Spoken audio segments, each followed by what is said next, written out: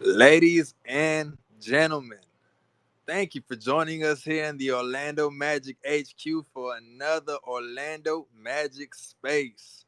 I'm your host, Stanley Swanson, accompanied by my man, Bryce Woolley. We are back. We have an amazing space for you guys. We have a lot of conversation. Man, I am ready for it tonight. I hope each and every one of you guys are safe. You are all doing well tonight. Bryce, how we doing, man? You doing all right? I'm doing great, man. We only have 2 days till the draft taking place at Amway, and what a way to kick things off to have Khobi Price up here, chatting us away before he leaves for Los Angeles. Man, I'm excited. I'm pumped. Yeah, no, it's gonna be a great one. I'm not gonna lie. I think the atmosphere around the Magic community right now, it's it's growing. It's growing. Our fan base is growing. It's a good time to be a Magic fan, as my man Skinny Hardaway always says. And it's always a great time to be a Magic fan, but especially now, man.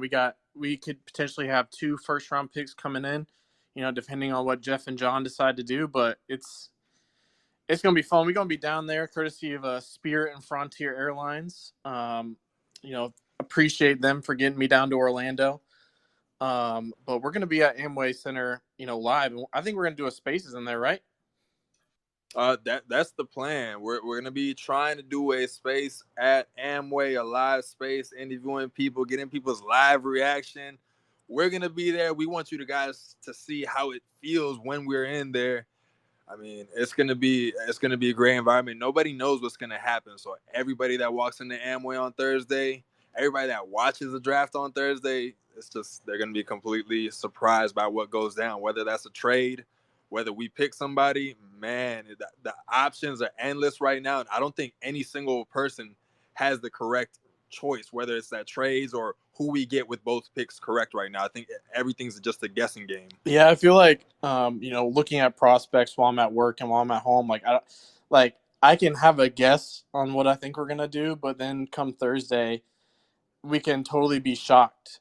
And as we've known this past weekend, these preliminary trades that happen before the actual draft itself happens. I know they're not like official trades yet, but maybe something like that could happen before Thursday too. You just never know. So I'm excited to get down there Thursday and see what happens.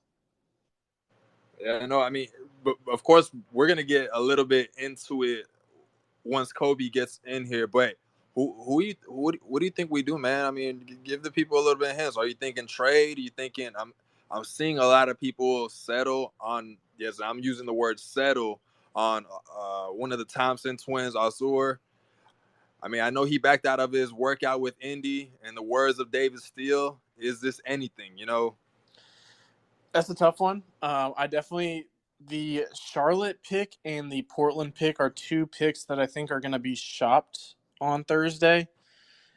I don't necessarily think that jump is the best way to go. I think I've talked myself into just making 2 selections, and one of which being a shooter. I always hope we can get Grady Dick with that 11th pick, but maybe grabbing a shooter at the 6th spot is the way to go. I think guys like Cam Whitmore would be a solid pick. Haven't been in love with the Thompson twins, but I could definitely talk myself into them. So I just hope Jeff and John grab the 2 best players. I know that's a bad answer, but I hope they've been doing their scouting and they get their guys. Yeah, I think something that as fans we've come to realize is the front office always seems to get their hands on just the right guy that they want. Guys, I mean, someone can say Mo Bamba isn't that, but they seem to get their hands on guys that they want. They know what they're looking for, and hopefully going into this draft, they're back at it, and we can pull another one out of the bag. And we got another Franz, we got another Caleb that we snuck in. The possibilities are endless. And with that note, I would like to introduce our next speaker, Mr. Khobi Price, Orlando Sentinel's very own. What's up? Khobi, What's up? What's up? How y'all doing? how's it going, man? Excuse me. I'm good. I'm good. I'm good over here. You good? We're living, man. We're up. Yeah, we're up. I like We're that. Yeah, no, we're up. You know, we're feeling good in the Magic community. I mean, I know you're feeling good. You're coming up to the draft time. I know it's a little bit hectic around. You know, there's a lot of news coming in and coming out, and you know, you got going to LA. So I know this time you're up right now. Yes, a whole lot of caffeine, a whole lot of coffee, a whole lot of intel gathering, as much as you can do. Just there's a lot of what did I say the word of the week was? Just movement. That's my word of the week. There's a lot of movement. So I mean, what we're about 48 hours away from maybe the Magic being on the board, maybe like 48 hours and like 10 minutes, something like that. So a lot can happen between now and then. Well, at least with six. And then obviously 11 too. So yeah, a lot can happen in 48 hours and whatever, 15, 20 minutes. Yeah, 100%. A lot can happen. I feel like as a reporter going into two different, jobs during this time is going to be very interesting. And I'm sure you're going to be a very busy guy. I mean, like you've already been saying, but Khobi, congrats on the new role with the Lakers. I just had a quick question. How are your nerves about being in such a big market? Going from a smaller market to a big market is a big jump, especially when we're talking about the Lakers who have been around, a very long time. So how are the nerves, man? In terms of nerves, I mean, I'm gonna be honest, at least right now, I'm not like feeling nerves in that sense. Maybe like once stuff starts to pick up on that end, I'll feel a little bit more just like jittery nerves, but in that sense. But honestly, I, I'm focused on finishing out this strong, to be completely honest with you, and then also like taking care of like some other stuff, like very logistical stuff in terms of making a cross country move. Um, to be quite honest, so like nerves, they'll probably come like maybe over the weekend, Monday, Tuesday, next week. But as of right now, like I'm just trying to take care of all the stuff I need to take care of on my end, finish out strong, and then try to handle, kind of have that. It is kind of weird just being like, I know like it's about to end soon, so I have to like pay attention to other stuff, but also like finding that balance between paying attention to the present, but also keeping in mind the future as well.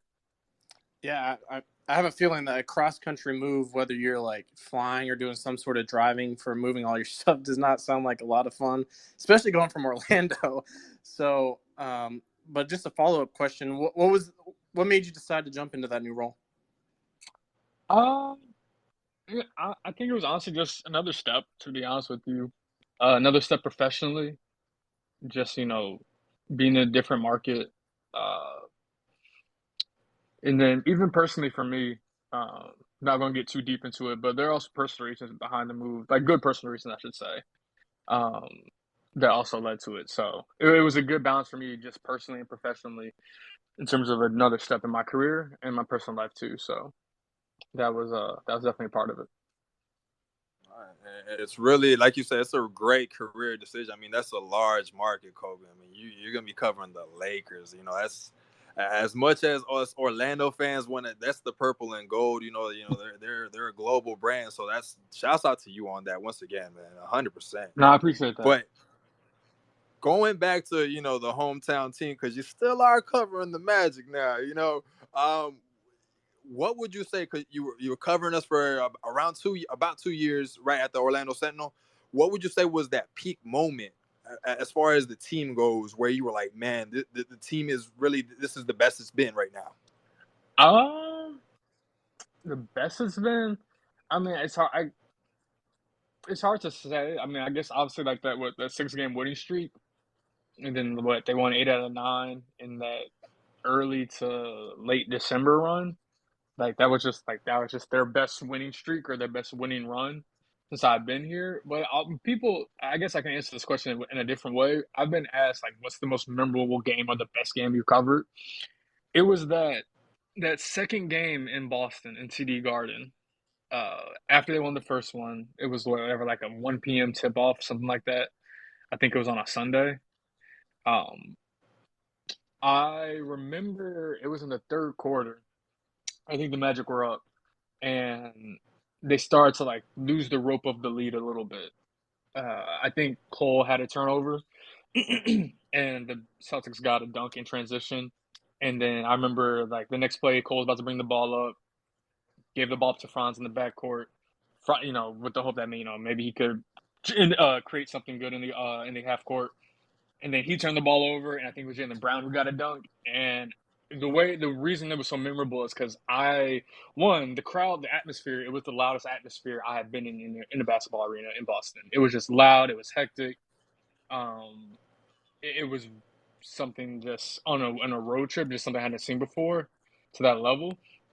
And in the moment, I thought, oh, this is going to be a challenge for the Magic, just to see like how do they keep their composure in this kind of environment after winning the first game. Like what can you learn about the team? I can see Mose on the other side, like he's trying to yell instructions, direct the team, but I was doubting whether they could even hear them because it was just so loud in there. So that was almost like the fact that they pulled that game out. That was to me just kind of like I think they're turning the corner more so from the understanding of what needs to be done to pull out wins, just because I think even earlier in last season, and definitely the season before, I think that's the game they just lose. Even if they're up by whatever, 5, 10, 15, just the maturity to know how to finish that game out was just something that I just don't forget, especially because I could see their bench and I could see Mosey yelling instructions. I could see everything from where I was sitting. So I don't know about the peak, but to me, I always felt like a moment where I felt like they were turning the corner. And in your time covering the team, you've kind of, would you say, developed sort of a relationship with these players? And I mean, as a reporter, you got to get the stuff that's going to get news out. So who's out of all the guys on the Magic, or the guys that have been on, because some guys have gotten traded, that that you can go to that guy and get something out of that guy? I mean, I feel like, I don't know about any like specific guy. I feel like at least I've tried to build pretty solid relationships with every player. Um, Not even just like get something out of them or like make a story out of something, but also just like get to know them better. Because I mean, honestly, and it's the real deal. Like you never know what happens, right? You never know. It's the NBA. Things change so quickly. Like I, I didn't know that the relationship that I had, like that I built with Mo Bamba, in Orlando could benefit later down the line. Like that could continue maybe into LA. Like I didn't know that when we were chatting about things either for a story or not for a story, just to the side. So I never really thought of it. I don't really think of it like that. I just try to build the best relationships I can, just get to know the players the best I can, and where that takes you is where that takes you. But I just focus on putting in the effort, putting in the time, and where that'll take you is where it'll take you. 100%, man. Turning a corner towards the draft, what do you think Yeah. of the future moving forward for the Orlando Magic? I mean, I guess when you're looking at it from a draft standpoint, to me, why this draft is so important for them is that,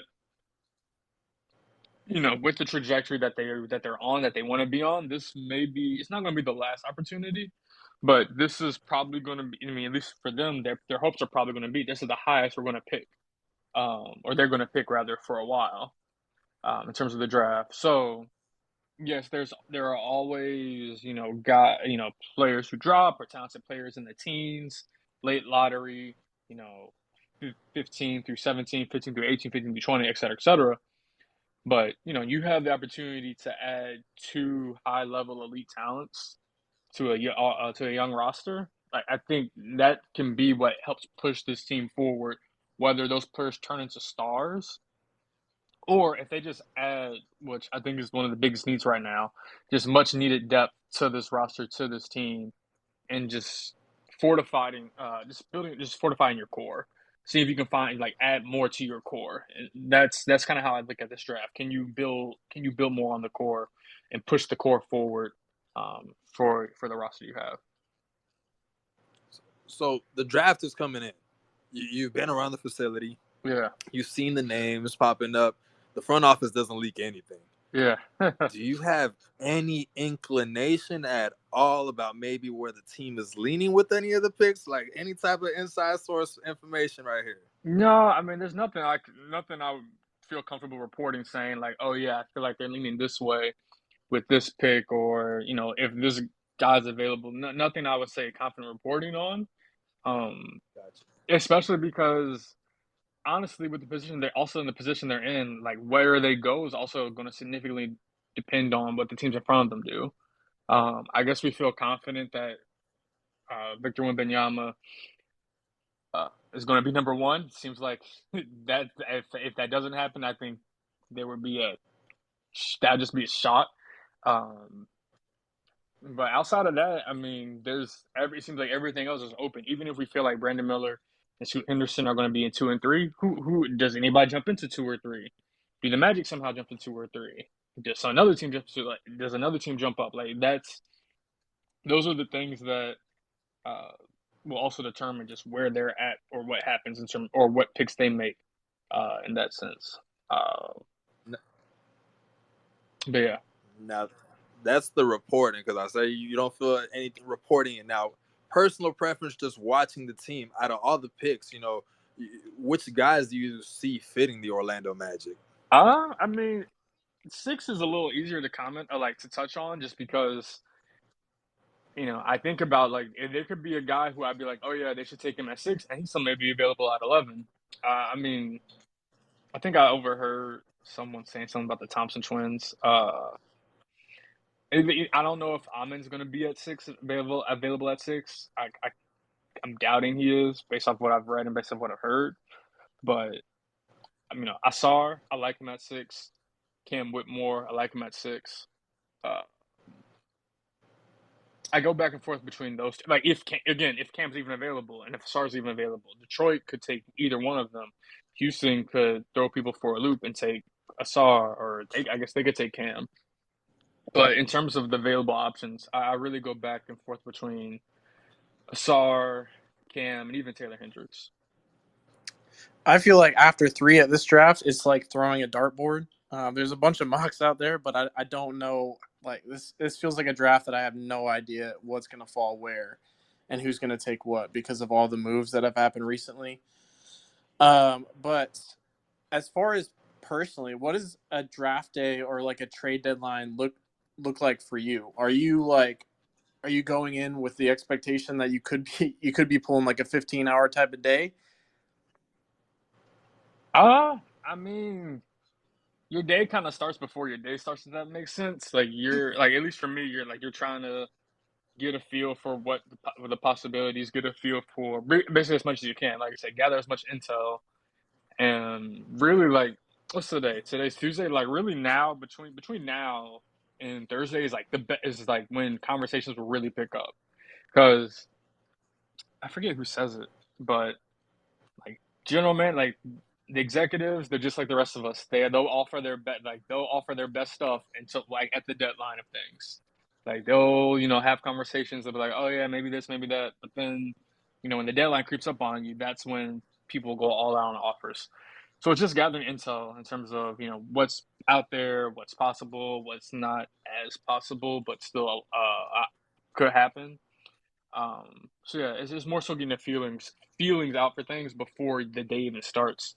And then you just gotta be ready and prepared for anything, to be honest with you, whether it's a trade deadline, the draft. The draft's obviously different because you kind of I guess the range of players, or the players who can be drafted. Trade deadline is a little different because you know, you could trade for so many different players. So the draft's a little bit more contained in that sense. Now, obviously, there are trades within the draft, and that goes into a whole nother can of worms. So it's just more so be mentally prepared for anything and be as, I guess, from a writing standpoint, be as prepared for anything as well. No. How was, because I know you said you got to prepare for anything. So a season like last year where the expectations kind of flipped last moment where Paolo went from 3 to 1. How was reporting something like that, and what was a day like that? It was honestly, it was one of the most memorable days, honestly, since I had this job, just because I remember seeing I remember waking up that morning, and I think I woke up earlier than usual that day. And I think that was the morning where like wasn't it like the odds, like the betting odds, like flipped at like 7 or 8 a.m., something like that. And when I saw that, I reached out to a couple people and just to get a feel of like what's going on. it's supposed to, basically just like it wasn't going on a check-in essentially. People I've been in touch with, and at the time I was told what, and I guess the rest of us believed, or everybody else was told, like it's still like we still expect Jabari X, Y, and Z, like it's still gonna be Jabari. And after the check-in, I'm like, all right, we'll see how this goes. And then obviously, you know, what happened. I think it was right before, like not too long before Adam Silver went on the stage. That's when I forget if it was after Will tweeted out before. I really don't remember, but I just remember hearing that, yeah, it's gonna be Paolo. I was like, oh, okay. So we were just all everybody was surprised. And I mean everybody, I mean people with, yeah, good relationships, people who would have a better idea than me were also surprised. So with that, because you're dealing with the front office that keeps things so close to the chest. You know, did I every time seem fun? Like was like it fun or was it more challenging? No, I mean it was both. It was definitely both. There's I don't know. I guess there's a fun in the chase, if that makes sense. Like doing like the process of it is fun, and while also being challenging. It's both definitely. Trying to report, trying to gather intel. Having the conversations. Seeing where things are at. Like that. There's fun in that, even when it can be stressful. It can be challenging. It can be like, oh, is this right? Is it correct? Have to fact check, go back, go through your notes, X, Y, and Z. Like there's a process that you have to go through, but there's joy and stress in that process. So obviously, it sounds like you enjoy a challenge. So you'll enjoy the big market and LeBron James, Anthony Davis, the whole Lakers organization. But I want to know where we can see Khobi Price in 5 years. Like, where do you hope to be in 5 years?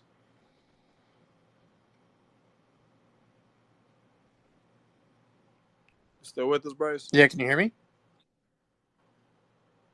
Yeah, can you guys still hear me? I don't know if I was breaking up or someone else was breaking up. Yeah, no, you kind of faded in and out, Bryce. Can you hear me better now? All right, I think we might have lost Bryce right there.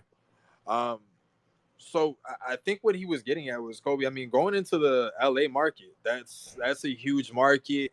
You got the big dogs. You could say in the ESPN and the Fox Sports out there. What's the ultimate goal for you? Still figuring it out, to be honest with you. I mean, I'm still trying to figure out like yeah, what is ultimate goal. Like I know there are steps I want to take, things I want to do, but I don't have so much, or like I haven't really thought about in terms of once I get here, I'll be good. Like I guess I haven't put a ceiling on that in that sense. But I've definitely thought about, I guess, next steps and what, things I want to do, I guess you want to call it like a 5 year, 10 year, whatever, plan. But I haven't really so much put like a ceiling or a thought of, all right, once I get to this standpoint, I'm good. Because the other thing about, at least on this business or my side of things is, you don't know what things are going to look like 10 years from now, 15 years from now, 20 years from now. Um, so I kind of leave it open ended and, enjoy, you know, be intentional in terms of what I go after or what I do.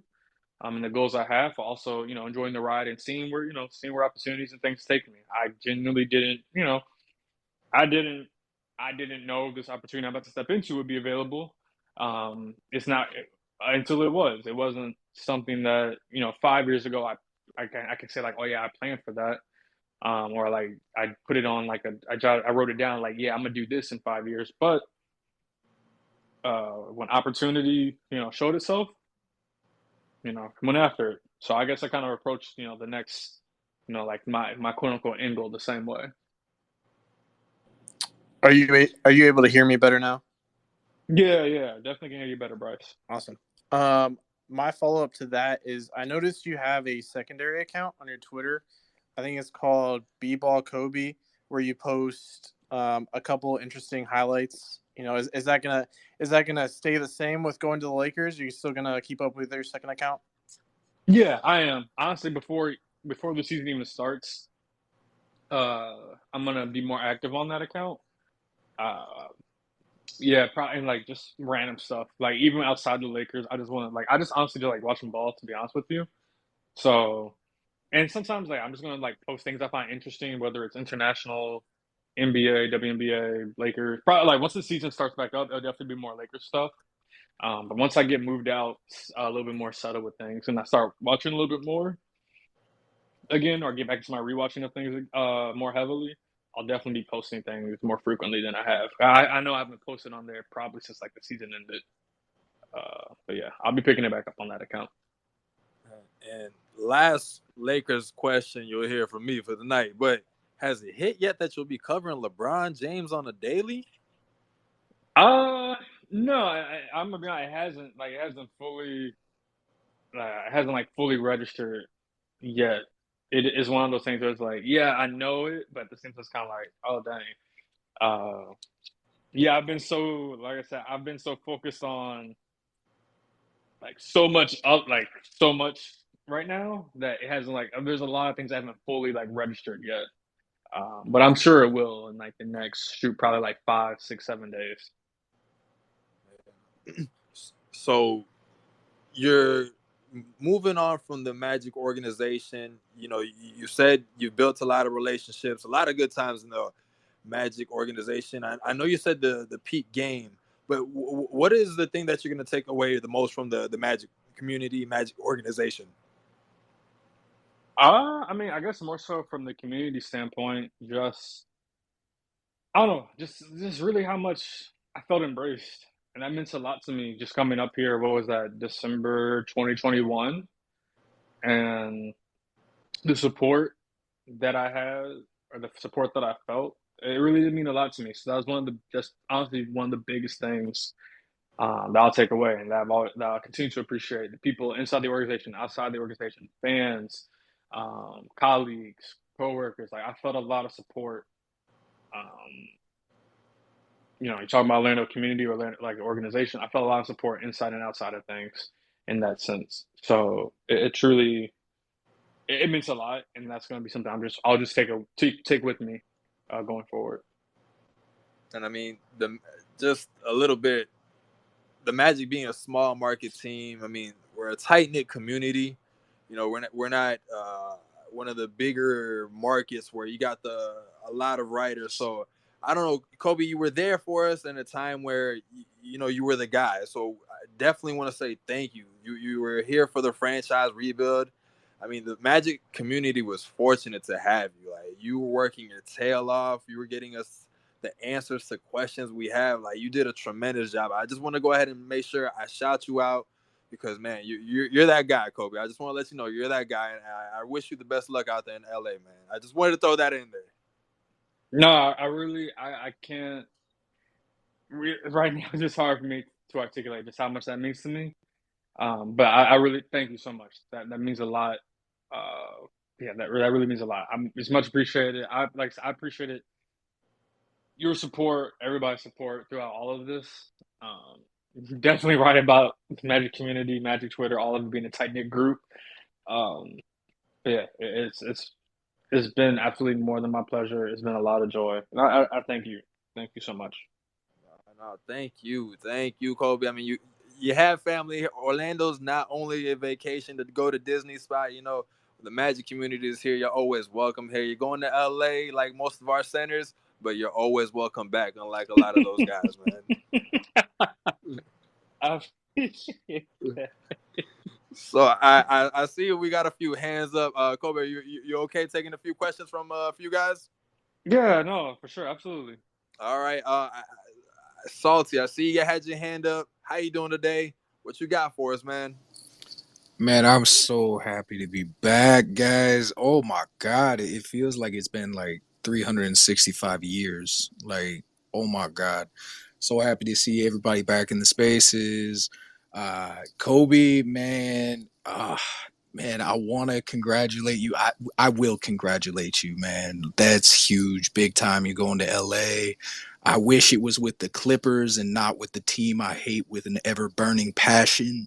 Uh, but I guess if I gotta ask the first question, I was gonna say, man, has it dawned on you? I mean, I'm sure it has, but has it dawned on you that you're going to, such a historic franchise, and you got like the same phonetic name as a legend for that franchise? Like, I'm sure that fan base will be completely rational and never you know be out of pocket about that. Like how you feel about that? You're gonna be Kobe covering the Lakers. Yeah, when you say it like that, that's definitely that's definitely one way to put it. I think yeah, I think I mentioned this earlier, but yeah, it's still settling in, to be honest with you. There's been a lot, I guess, a lot to focus on right now, a lot to think about, a lot on my mind. So it hasn't fully settled in like in the way that you're describing, but I'm sure like once I get out to LA, once I start and once things start, I guess they already are picking up, but they pick up even more out there, at least on my end. Yeah, it'll probably, I'd imagine, it'll hit even more than it has, and like a fuller realization of just like, yeah, this is what's up. This is what's going Yeah, on. man. And I was thinking about it. I was like, man, they lost to Kobe, but they're getting a great Kobe back. So, I mean, congratulations again on that, man. Definitely Thank you. looking forward to it. And hopefully we meet up again in the finals and we destroy the hell out of the Lakers and sweep them. So, congratulations on your success, man. We're wishing you the best. Appreciate you. Thank you so much. That means a lot. Means a lot. Hey, Means a lot. Orlando and LA, you had your hand up. You were next. How you doing? How's it going?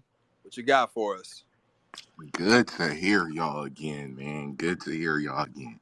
First off, Kobe, congratulations, man. Welcome to LA. Welcome to LA. If you need any food suggestions or any spots to go to, just hit me up, man. I know it all out here. But tremendous reporter, man. Just congratulations, man. Appreciate you. Appreciate it. Means a lot. I'll definitely be hitting you up for food suggestions. And man, Magic fans, Magic basketball is almost back. Let's go, man. Go Magic. That's all I gotta say. 100% go Magic. I mean, like I started the space. We're up. The Orlando Magic are up right now. Kobe, I also said it. You're up as well, my man. Yeah, no, I appreciate the love. It's a great time. It's a great time. Like I said, it's draft week. Obviously, for me personally, it's a big change. So it's a fun week. It's a lot going on. But like you said, we up. Skinny. I see you joined in here. How you doing? How's it going, man? I'm chilling, man. It's good to be back. The boys are back in town. Love doing these spaces with you guys, and obviously just touching back in the off season. Kobe, my guy, Kobe, man. Shout out to you. I know everybody that's coming up here is gonna shout you out, but it's deservedly so, man. You single handedly kept a lot of people reading the Orlando Sentinel. Me personally, I'm a person that like when I go to Publix, I like to pick up the paper newspapers and read your. I don't know. It's something about reading it from the actual newspaper that's cool. So to have some of those still saved, I'm gonna make sure I keep those because a couple years from now, Kobe Price is gonna be doing even bigger things, and we're all still gonna be happy about it. I remember when me and Stan were at the game and. We were able to run into you. And while you're at the game, I know you got a lot going on, but stopped, chatted it up with us. Just a real genuine person. So beyond the stuff that you put out, basketball wise, you're a great person, and I think that's why you get so much of the love and credit that Magic fans give you. And like Stan was saying, when we had no news, we had no way of getting news because our front office is like you said, keeps everything close to the chest. You were the guy that was in there asking all the hard hitting questions and getting us, the right reporting, not just the fastest reporting, and just trying to put anything out there. So I'm extremely excited to see what you do going forward. I'm not a fan of the Lakers, but I will be reading what Kobe Price has to say. Um, and I want to tell you that you inspired me as well. I was just seeing the things that you're able to do, the way you carry yourself and the poise that you have is very inspirational among a lot of things. So be proud of yourself, and like you said, focus on the future, what you have building, but take time to um, just be proud of yourself, really, because there are a lot of people that are proud of you. Um, so yeah, I just wanted to tell you that, man, for sure. Wow, man, Skinny, I yeah, that means a lot, man. That means a lot, dog. Thank you so much. One, I love that you actually grab you get a real paper. That's how it's done. There's something just I don't know, you call it vintage classic about going to wherever, getting a real newspaper, support local journalism. Even outside of sports reporting, it's significant, it's big for your local community, um, and holding you know those in charge accountable um, to the local community. But no, that Skinny, that means a lot. Um, Especially you said that I inspired that. Yeah, that. Yeah, man, you're big time, dude. I wrote my first article the other day, and the thoughts coming to mind. I'm just like, I would go back to some of your articles that you've written just to you do things so well. You know what I'm saying? And like I said, you do them very professionally, and you carry yourself the right way. It's easy to look up to a person like that and kind of see the work that they've done and just learn from it, and just always admiring from afar, for sure. But before I get out of here, I have one question for you. Um, I know Cole is kind of like he's the goofball of our team for sure. So if you could share with the Magic community, your favorite Cole Anthony story. Oh, shoot, I don't even. That's a great one. There's probably one. Uh, there's one that I can't fully remember, but it was a locker room interaction, and he he's him just being himself. I can't even touch on my favorite because I can't fully remember it right now. But it was a locker room interaction between like him and another player, and I thought it was hilarious. But I don't even remember what they fully said. I just remember I was cracking up. It might have been true. Like him and Mo Wagner would just go like go at each other just like hysterically, like after games or even maybe yeah, definitely after games. So the relationship between those two is definitely strong because, or at least it has. Or to me, it has to be because they would just be cracking me up over and over again with their back and forths. For sure, man. That's dope. And once again, that's all I got for you. But thank you so much. And once again, I just wish you the best, man. For sure. Thank you, thank you. Everything you said meant a lot. Thank you so much. For sure, brother. And to add to Skinny's point, you're great at what you do, Kobe. Listen. I paid the dollar for the 6 months a few times. I never pay for news, man. I know you said support local journalism. You made me do that. I never paid for the Orlando Sentinel until I needed to read some Khobi Price. So you did that. You're really good at what you do. Well articulated, like Skinny said. Shouts out to we're gonna keep shouting you out, Kobe. Man, this is a lot of love. Yeah. I mean, thank you. It means a lot. I know I've said that over and over again, but it remains true. It really does mean a lot. Like I said, I felt that the love you guys are showing me. I felt that from day one. So, and from day one to whatever day 900, I don't even know, day 687, whatever today is. Um, so it does mean a lot. The support, the love, it means it is one of the things that, like I think I mentioned earlier, the things I'll remember most about this last year and a half. 100%. And Salty, I see you got your hand up before we go over to Dylan. Salty, what you got to add? Yeah, I just got another question for Kobe. Do you have any input on like who they're hiring to cover in your place when you move on? Like, do you get to interview people? Do you get to like, because we're gonna really miss like the fact like Skinny touched on it, but like we're really gonna miss that we had somebody that was actually in there, like asking the questions that needed to be asked. Like a lot of reporters, they go in there, they just ask like the fluff questions, like, "Oh, hey, Paolo, I saw that you dropped 20 points. Were you feeling good tonight?" Like you actually got in there and you were like, it could be something like, "Yo, Grant Williams, he was like putting an elbow in your back. How you feel about that?" Like, something like that. Yeah, to answer your question easily, no, I don't. I'm not gonna be interviewing anybody. I'm not gonna have, I guess, input in that sense about who's next. Um, but I'm confident that who's replacing me is gonna do just as good of a job, if not better job than I did. So What I'm not. I wouldn't worry about who's next. They're gonna be good. They're gonna crush it as well. we want the hard hitting Uh, questions, man. We want them. Like no yeah, softballs, no, no they're gonna. softballs. Yeah, no, the person who's gonna replace me, they're gonna be good. That much I'm confident about.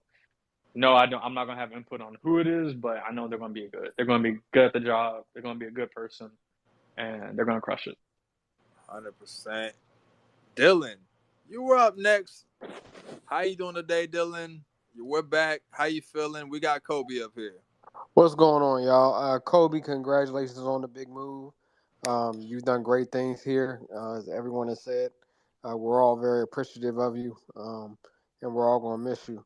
I guess my main question would be, is there a sense that you can get maybe from this year's draft process that may possibly be different from last year?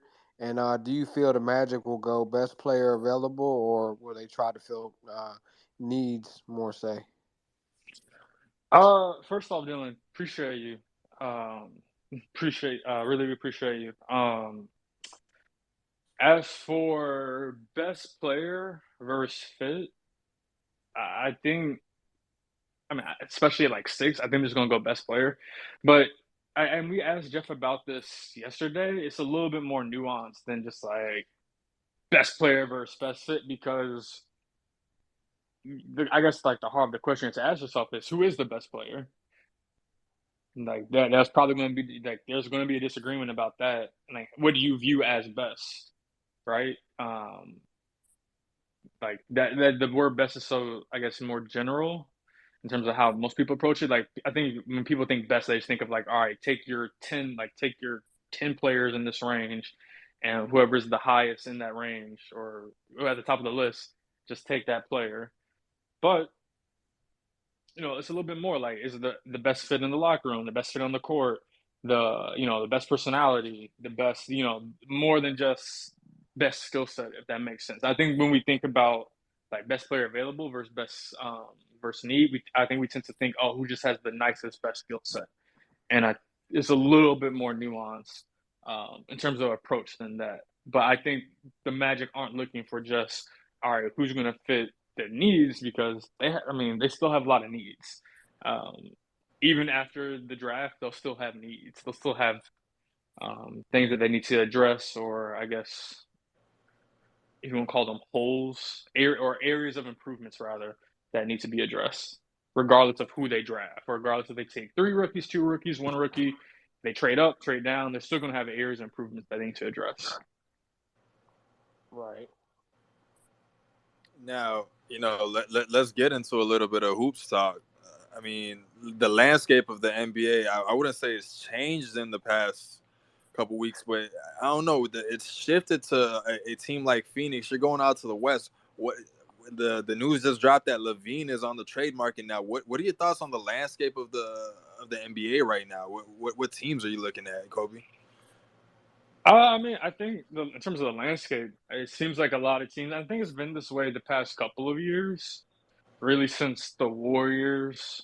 Well, not the last one champion that was last year, but since KD left the Warriors, I mean, we've seen what five different champions in the last 5 years. Um, I feel like teams, and nobody's repeated. I just feel like teams believe that they like. A lot of teams feel like that they can go at it, like they can chase after championship. If you look up and down the standings from last year, I think pretty much think all but one team in the East and maybe all but one team in the West can look themselves in a mirror and say, we're aiming to make the play-in. So that's what 28 teams that have the goal of making the play-in in mind, and or the playoffs at that. So that's more rare than maybe like 5-10 years ago, where before the play-in and before things were a little bit more, there's more parity, where teams even before the season are like, well, probably not the playoffs, but we'll aim for this, if that makes sense. So I think just more teams are going after it. Um, what I'm curious about is with this new CBA coming into play, how does that impact team building in terms of the teams who have a lot of big contracts on their books? Um, how do they try to get underneath the second apron or the first apron just so they have more flexibility in terms of how they build their team? That's something I'm really interested in seeing, just how that goes. Can teams like the Magic, uh, get a very good player for less, I guess, compensation it would have in previous years because other teams are so desperate to get under those aprons, and they'll be more willing to, not take back as many draft picks or as many, good young players. That's something that maybe not this offseason we'll see, but, next offseason, 2025 offseason, 2026 offseason, I'm curious to see how that shows itself. So, as constructed, before our draft picks, do you see the Magic being a playing team next season or playoff? I could definitely see them contending for the plan. Just outright making the playoffs. I think for a young team, that's definitely, I'm not gonna say impossible. That's definitely a tough ask because I said it earlier. Like I think all but one team in the East can look themselves in the mirror and say that, yeah, we're going to try and make the plan. And even if the Magic, like, I think I forget when I said this or who I said this to, but even if the Magic take the same amount of progress or similar amount of progress that they went from last season to this season or this following season, this past season to this upcoming season into this upcoming season, it may not just show in the win loss. Like they could make the same amount of progress and they may win. They may have a 4-win jump instead of a 12-win jump like they did last year. Um, so when I think about like where could the Magic fall in the standings, I have to think about who the teams above them are in the standings. You know, who asked about playoffs. I know they got knocked out of the first round pretty badly, but I still the Bucks are still going to be a team that you have to they're still going to be a contender.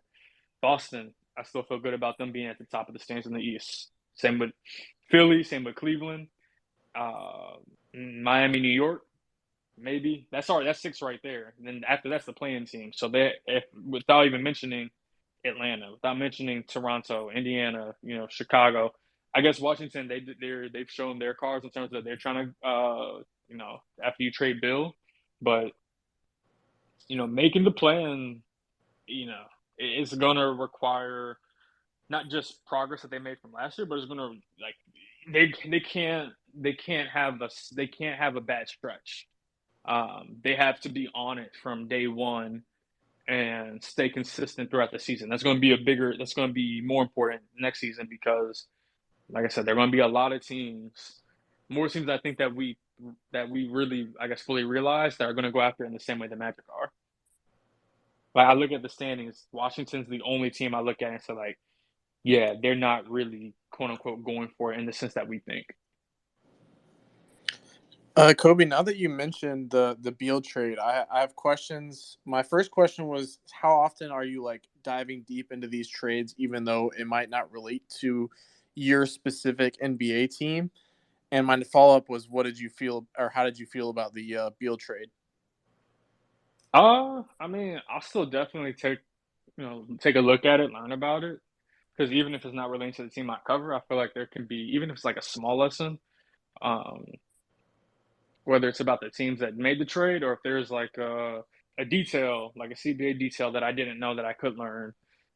Especially with this trade, there was a whole bunch of new CBA details that I didn't know. That's kind of like, oh, okay, I understand how this is different than this situation, X, Y, and Z. So I still try to learn, especially like a bigger deal like that. I still try to at least learn something from it. Um, I think the second part of the question was what I thought about the actual trade. If, Yeah, who do you think won? who I think won the trade? Yeah. I mean, I guess I kind of have to say Phoenix, just because. I mean, you get a player of that caliber, and you didn't really give up a whole lot. I mean, I guess we're also trying to see just um, how much Phoenix gave up. It also seems like they're getting uh, Phoenix is getting a couple more players outside of Bill as well. So I guess we have to see like what the finalized details of the trade is going to be. But if you get a player of that caliber, regardless of the fit, I feel like you won the trade in, I guess, on its own. Now, obviously for Phoenix, they have a whole lot of like team building things they need to be worried about. But just from a basketball standpoint and like a singular trade standpoint, I feel like Phoenix won the trade. And a lot of that is just because Washington, you know, they limited what they could do in a trade with Beal by giving him that no trade clause. Like that's why Phoenix can even trade for him, because the market for Bradley Beal trade was diminished because of that no trade clause.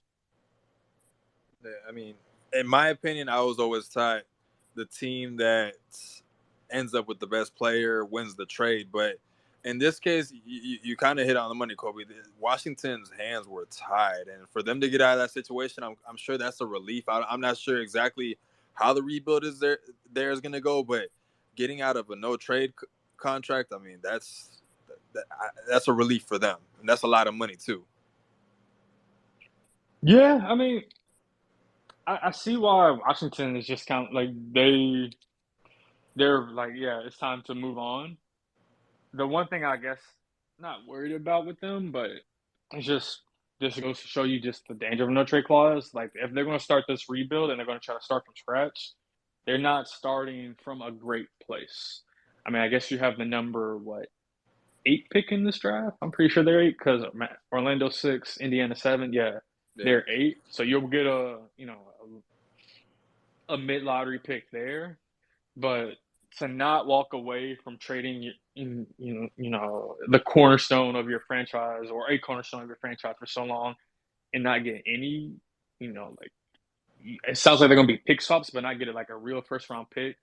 Um, Especially from a team in Phoenix where who knows where they'll be in 3-5 years. I guess that's where the pick swaps come into play. But and not get any like significant young player back, like that's tough. That's tough. You're building from uh you're just building from a lower point than you would probably want to if you could just rebuild, I guess, on the fly. Now, Malik, you were up next. Thank you for coming into space. Thank you for joining us. We got Khobi Price up here. Malik, how you doing today? Hey, I'm doing pretty good, man. Pretty good. I'll try to keep it brief. I know you got a lot of people listening up. I really appreciate the coverage from Khobi, just like a lot of people have said, and I appreciate his demeanor. On the few times that I was able to come to Orlando to cover the team, he was always an amazing gentleman, always very kind with his time. Even one time helped me turn myself around from going the wrong way to where my car was, where I was parked. And like, I felt like him and Mackenzie were like, all right, here's what you do. You turn left, you turn right, you go here, go there. When I would have been much longer getting back to my family here in Gainesville. So I appreciate you for that. And I guess the one thing I want to point to is, as someone who had a little bit of journalism training, but wasn't willing to kind of put my nose to the grindstone the way that you were. And I appreciate your work ethic and like Skinny said, an inspiration to watch other people. And I know that you're committed to kind of bring up the next generation, especially with minority broadcast, that kind of stuff. I really appreciate you really caring about that. And I guess the question I'll leave you with is, I wonder, we all look at the state of journalism and we're worried about it. What does it say that obviously Josh Robbins goes to the Athletic, they had some layoffs, you leave the Sentinel, you kind of move.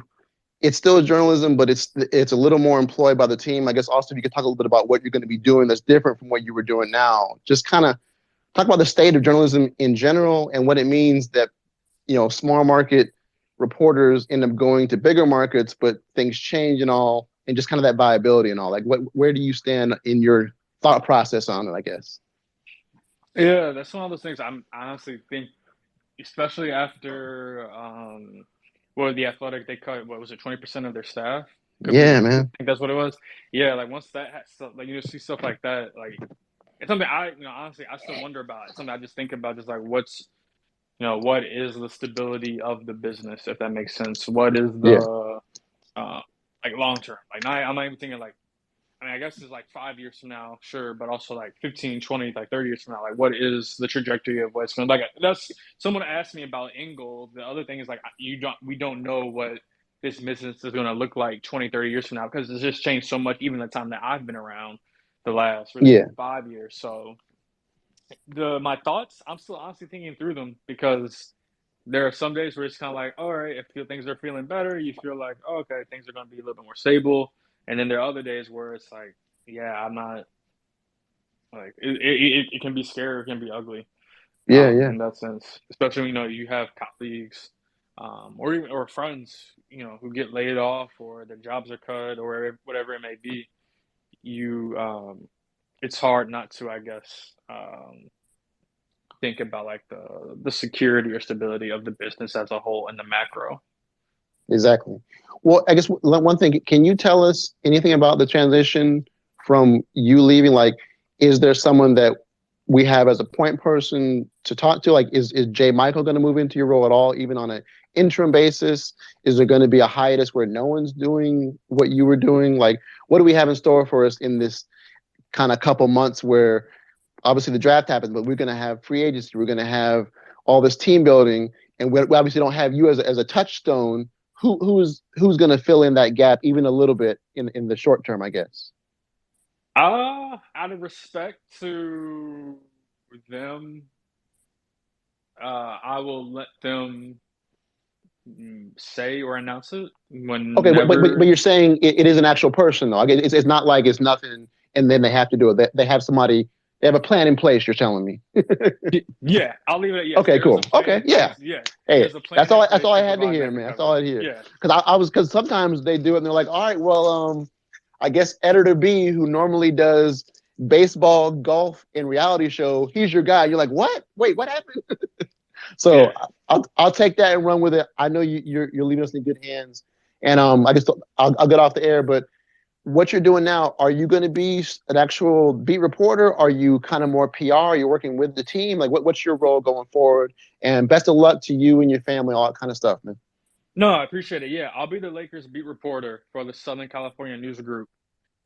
So in terms of like my responsibilities, I'll be covering the Lakers, like I cover the Magic for the Sentinel. Southern California News Group, think of them almost like a news group that owns several papers in the Southern California area. They're lucky to have you, bro. Appreciate you, Malik. Is there a specific newspaper? I mean, if you know OC Register, LA Daily News, those are the biggest those are, I guess, the more popular newspapers that Southern California News Group owns, or I've yeah, heard that of they own. I've heard of Daily News. So yeah. Yeah, those are the two papers that most people know from out there. So, if you could go to either website and you'll find my work. All right. Yeah, I was gonna say, what you guys were talking about earlier about, the future of the industry and everything. I know this doesn't like sound like nice, but there could be a positive aspect to take from it. Is that in the past couple years, we've seen so many people like try to break into the industry, and news kind of got like saturated, and you couldn't really see like authentication in the industry, because everybody with a keyboard can honestly get online and type up their opinions, and people would just see it, find it, and call it an editorial. But cream rises to the top, man. I believe you're gonna be successful doing what you do, because you take a unique, introspective view on how you approach the game. So I wouldn't worry too much about yourself, just from an outside perspective. Like, I've read your stuff, like I think you're talented, and I think you're gonna be hella successful and shit. So But as I think in the future of the industry, I think like it's gonna whittle down, yeah, but the truly good writers, the truly good reporters, they're gonna continue on. No, I appreciate that. I really do. But does mean a lot that that belief that you have in me. I guess the one thing I guess kind of want to add to that, and as far as this comes, like I have a lot of talented colleagues, people who honestly like in the business that I've looked up to or learned from, and I've seen them go through whether it's layoffs, cuts, and stuff like that. Um, so yeah, with respect to what you're saying about the cream rises at the top, um, you also never know like how those things can affect a person, individually, if they have a family, like how that impacts their livelihood. Um, so yeah, that's just like another part of it. Like even as talented as like there are I've seen a lot of talented people in like in the past few years I've been working, who just because whatever it may be, who have lost their job. So I appreciate it. However, I Oh, also have to add one that hundred percent. I yeah, I don't mean any disrespect to yeah, them yeah, or no, anything like that. I'm saying like, I do see that side. Like look at yourself. You're moving across the country, man. You're taking a leap of yeah. faith. So like I get it, man. Like especially the people that got families, man. I've been laid off more times than I can count, man. So I completely sympathize with that. Yeah, no, I knew you didn't mean any disrespect. I just wanted to add that on to what you were saying. I guess for everyone else listening too. But yeah, no, like I said again, I appreciate that. I really do. Just hopeful. That's I guess that's the biggest thing. And we're gonna keep saying it to you, Kobe. We appreciate you, man. Like we said before, you work your tail off. You on the spaces right now with us, talking hoops with us. Shouts out to you. Like you're a real one. You are a real one, man. I Benny. Oh, appreciate it, I'm man. sorry about that, Kobe. Benny, you were up next. We're back in the spaces. We got Mr. Khobi Price with us before he And treads off to LA. How you feeling, Benny? How you doing? Oh, doing good. Glad to hear everyone back in the spaces. It's been a while. I want to thank Kobe. Of course, everyone's thanking him, and thank you for the good stuff that you always put out, good product. And I know I wasn't the only one refreshing Kobe's page during media days and during free agency days and whatnot, and watching all his videos. So thank you for all the hard work that you put in and keeping us informed. But I got a question, kind of looking past the draft and on to free agency. Maybe what player do you see the Orlando Magic going after in free agency and signing, or maybe even trading? Because you're seeing a lot of people with the mock trades and whatnot trying to get Porzingis and this player X, player X. Who do you think the Magic may go after for via trade or signing? I mean, as of right now, honestly, I'm not sure. I think a lot of that will depend. I know it's almost like a cop out. It's going to sound like one, but it's going to depend on what they do in the draft. I honestly wouldn't be surprised. I don't. I guess I'll say I don't expect them to make a significant move in free agency. Um, especially after the draft and with the players they already have. I think if they're going to make any kind of move, it's going to be something around the margins, and it may be more likely something you see, I guess, in a trade on draft day as opposed to like a free agency move, or maybe it's like a small signing and they bring guys back. Um, I think that's more of a better likelihood of them bringing more guys back rather than going externally. Outside of like they're going to make additions to the draft, so that's an external addition. But as a pure free agent, at least right now, I have a hard time seeing them making like that kind of move. Or there's something that I've been told about that I see them making, or a sign of them making that they would make. In terms of trade, I go back to just a lot of that's going to depend on like example Gary Trent Jr. Right, he was a person that you know, was that the Magic could have gone after, but he opts into his deal. Doesn't mean he's off the table, but now you have to trade for him instead of signing him. I'll say I don't believe the Magic are going to go after Fred VanVleet in that way. That's been speculated or rumored. Um, I don't think the Magic are in a spot where they're looking to spend big money this offseason. I think they're very much in the space of let's continue to build on the roster we have in front of us, and then we can evaluate the team, evaluate further evaluate, further scout ourselves, further evaluate the players already on the roster, and then maybe next trade deadline or next offseason, that's when you see them make bigger moves. Jay, you were up next. We got Khobi Yeah. up with here. And just before Jay goes, I want to say I appreciate y'all again for all the love you've shown me, for all the support, whether it's reading my work, watching the videos that we did, Twitter, on the Sentinel website, all of it. I really do appreciate it. Before Jay says anything, I want to let you know this is going to be the last, I guess, question, comments before I hop off. Got you. We'll keep it at that. Jay, you got the final say. How you doing, man? I almost feel like this is like you guys are handing me the sign off, man. I don't know what to say about that. Khobi, you're gonna be dearly missed, man. It's kind of bittersweet with you being one of the Magic. I mean, the fact that I'm a hardcore fan and we're losing another Magic legend to the Lakers is just super tough. But this one's bittersweet because we know how much work you put into your job, and we appreciate it to the fullest. I don't think there was ever anybody that covered the Magic that knew the power of social media, and I think that's what you brought to the table when you started covering our team like you did. Whether it was Josh or whether it was Mike or anybody else that's in that Sentinel ecosystem, you brought the business, and I think that's what, especially a lot of us that are in here, we follow Magic on Twitter heavily. We appreciated seeing all the updates. I know I've came at you hard, especially in the beginning of last season, to when we were going through those struggles, to ask the hard questions about when we were getting certain guys back. And it wasn't just me, I'm sure it was a bunch of guys, but you were open to that, and that's, I think, what most of the Magic family really appreciate about you. And just your hard work and your due diligence that you put in on it. So I just wanted to say that real quick. And then as far as the question is concerned, is your successor going to be just as active online? Because I feel like I don't know if it's that most of Magic media is just not in tune with the power of social media and the power of Twitter, but I'm just hoping that your successor, realizes, what a tool that's been for you to connect with your base and the team itself. I mean, first off, Jay, like I said, appreciate the love. I really do.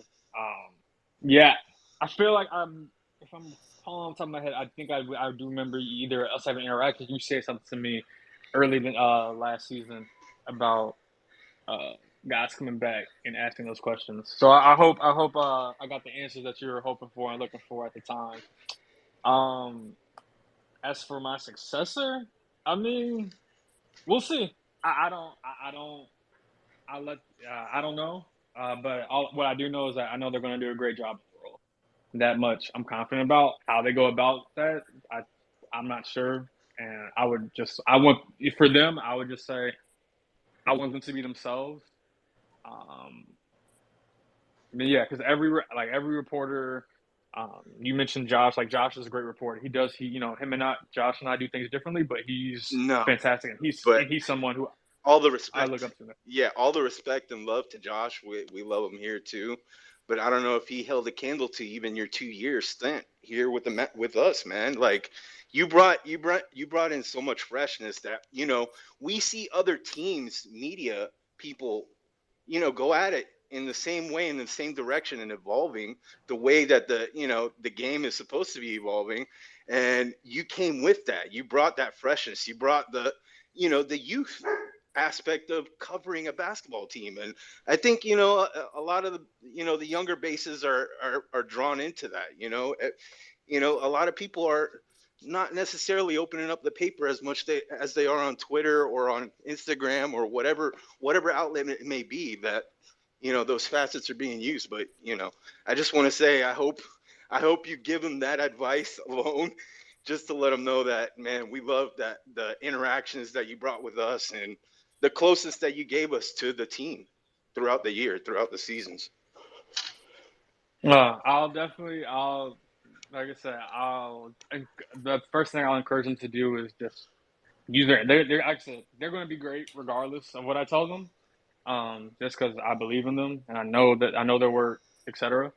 But I'll advice or relayed that to them. And but like I said, they're going to do regardless of what I tell them, regardless of what I say, they're going to do fantastic anyway. Yeah, But I'll definitely make sure that they're. I know I'll make sure to tell them how much Magic, Twitter, the Magic fan base is looking forward to the work that they produce. yeah, because it's really tough to have somebody cover the way you do, and then not know where and how our coverage is going to be coming, in the near future. So, but I appreciate everything, Kobe, and enjoy your next venture, man. Thank you so much. Thank you to everybody who commented. Y'all were extremely kind, extremely thoughtful. It meant a lot to me, not just tonight, but the last, whatever, 18, 19 months since I've been on the job. The support, the encouragement, the back and forths, the commentary, all of it's meant a lot to me. And I just want to thank you guys for every bit of it. Not so much a goodbye. I'm sure the interactions will still be, whether it's through tweets, whatever it may be. I'll be around in some capacity, whether I'm in LA, coming back to Orlando for a game, whatever it may be. I'll still be on Twitter too. Yeah, just So hold a special place for Orlando, Kobe. You know what to do. yeah, yeah, exactly. Oh yeah, and Uh, you gotta do one more thing for us, man. what's up? When you get a chance, you need LeBron to walk back what he said about the city of Orlando. Because if not for us, he would have twice as many finals losses as he has wins. So Woo. he needs to be a little grateful for the fact that we gave him a chance to win that fourth ring. I'll see if I may not tell him that, but I'll see if I can get someone else to tell him. And then as the new guy telling him that, I'm not sure it's gonna go.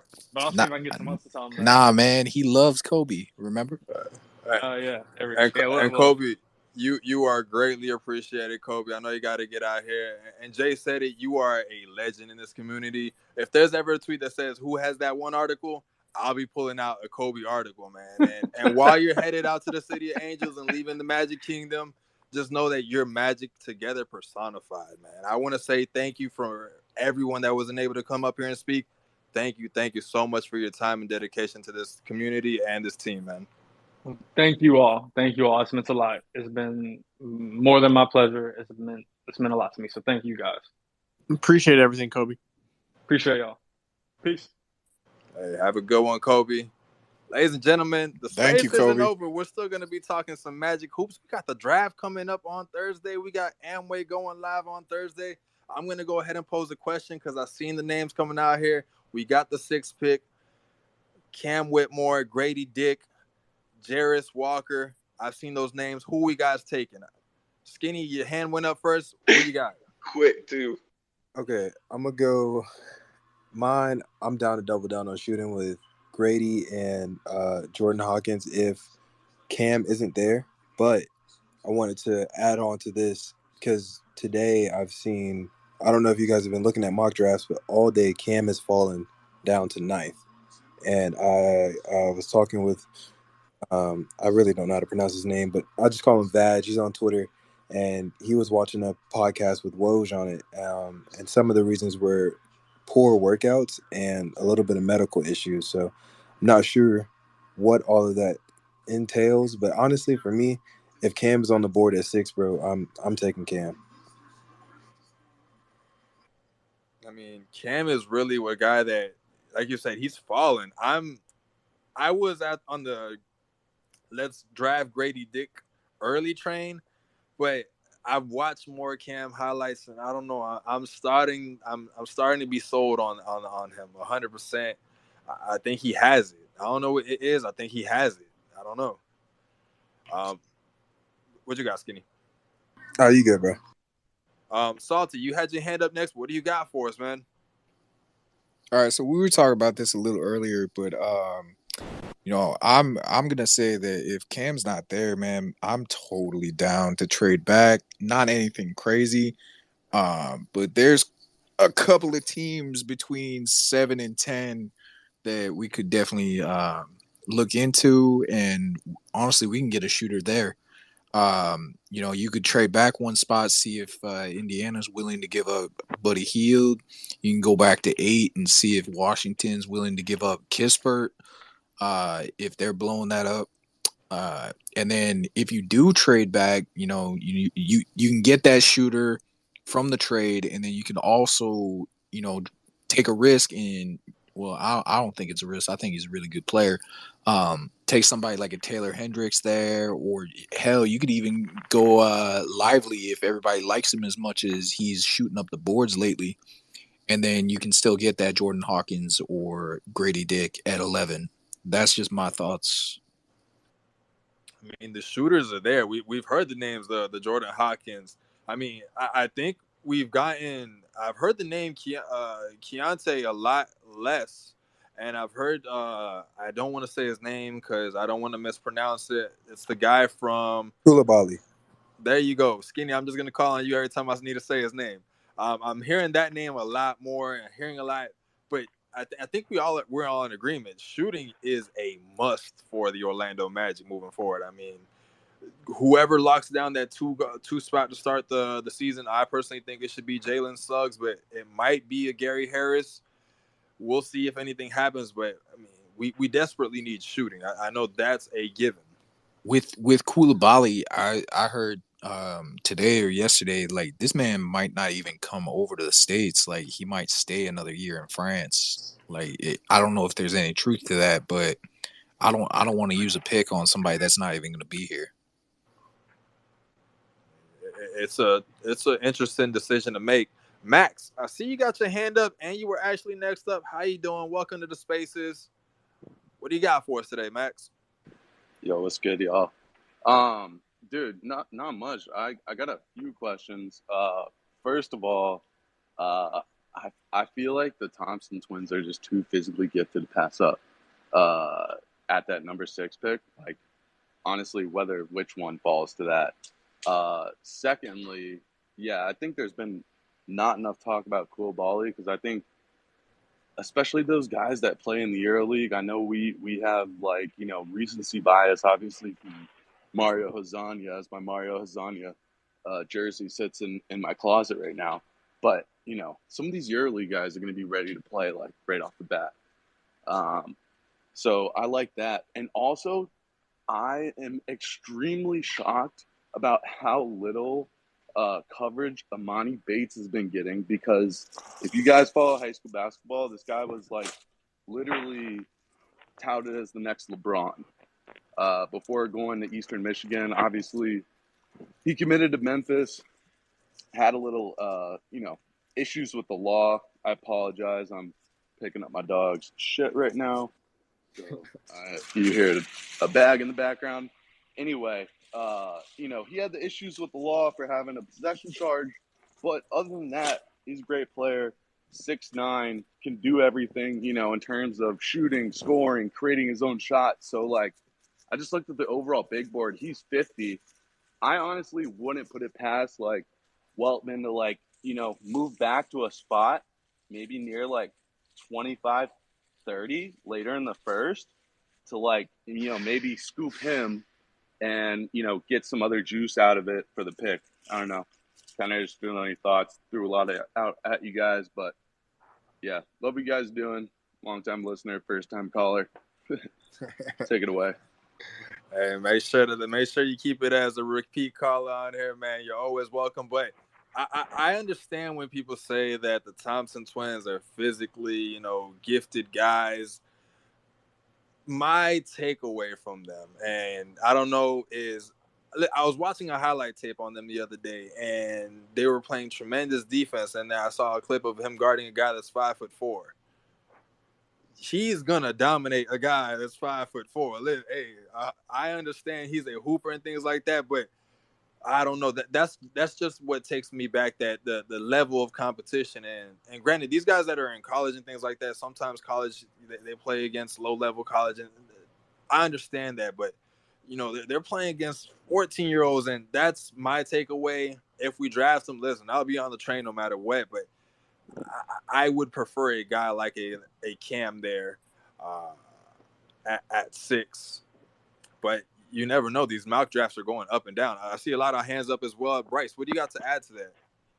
Well, I was just gonna say, I mean, I agree with what you're saying with the Thompson twins, and I think a lot of people in the Magic community are excited about the idea of a Cam Whitmore at 6. However, is there any way / chance that we are picking at the 2 or 3 spot on Thursday, with Charlotte and Portland being avid that they might shop those picks? I think next year we would have done that, but not this year.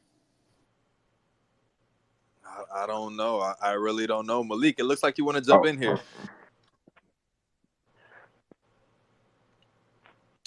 Oh, sorry. Yeah, I guess I'll weigh in on, like, for me, I think I've wanted one of the Thompson twins for over a year now, just in terms of their character, the work ethic, what you hear behind the scenes for how much they want to be great, how coachable they are, what kind of high character guys they are, and then the measurables in terms of being elite athletes already when they come into the NBA. When it comes to competition, I think you can only do what you can do in terms of who you're up against. When you look at, if you looked at the footage for when Jokic was overseas or when Giannis was overseas, they were up against guys that were like smoking cigarettes and like, had beer bellies and like the equivalent of the YMCA overseas and stuff, but they themselves were that good. Like, and I'm not saying it makes it easy to judge them, but it's just, if you can ball, you can ball, whether you're in the YMCA, whether you're at the rec center or what have you. And I think that they're going to be evaluated just amongst themselves by the front office. And I think that the combination of character and measurables, I don't think that the front office is going to be able to pass them up, even if other guys might be better fits in the short term or there's other concerns and all. I'm kind of looking more to that second pick as to whether that's the one where you go and try to be a little more safe. If the twins are not there, I'm kind of looking more towards a Taylor Hendricks, because to me, he's the guy who's a little more safe in terms of fit and upside, because he's a 6'9" guy who can shoot, who can protect the rim. And really, if you look over the last couple of years, there haven't been that many players over 6'9" who have been positive offensively and defensively, outside of guys like Franz Wagner and a few other guys coming into the draft. So he's a pretty special player that we're kind of discounting, I think, because he is a local guy and because, you had some higher rated guys coming out of high school like Jarris Walker. So those are the guys that I would target. At the 11th pick, I would probably go for maybe a Grady Dick, who, once again, if you're getting an Osser who is maybe a little raw, has a ways to go for shooting, I would go for Grady Dick, who's more polished in terms of how he's going to fit in offensively, because I don't know about you guys, but I can't go through another season where we're not even close to midpoint offensively. Every time I look at it, it makes me sick that the last time the Magic were near even the midpoint offensively in the league was the last year Dwight Howard was here. And it wasn't like we were incredible offensively. We were just literally in the middle of the pack. Since then, we've always been 24, 25, 26, a lot of times dead last, and dead last by a mile.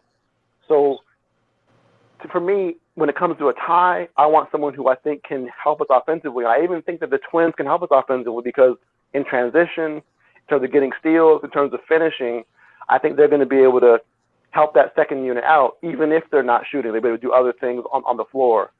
And last thing, the other young man mentioned, Amani Bates. His measurables just were so poor, this past combine. He came in at 6'9", but his wingspan was also 6'9". He's 180 pounds at 6'9", and like his vertical was 27 inches. Like, he's not an athlete. He's a guy who only can thrive if he's taking tough shots, but he's not really making the tough shots.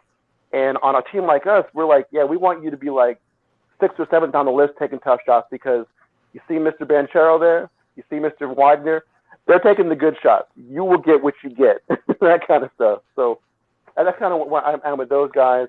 I'm confident the front office will do what's right, and I'm just ready to tell the lies that I need to tell once we kind of get the guy we have and, build him up as much as we can.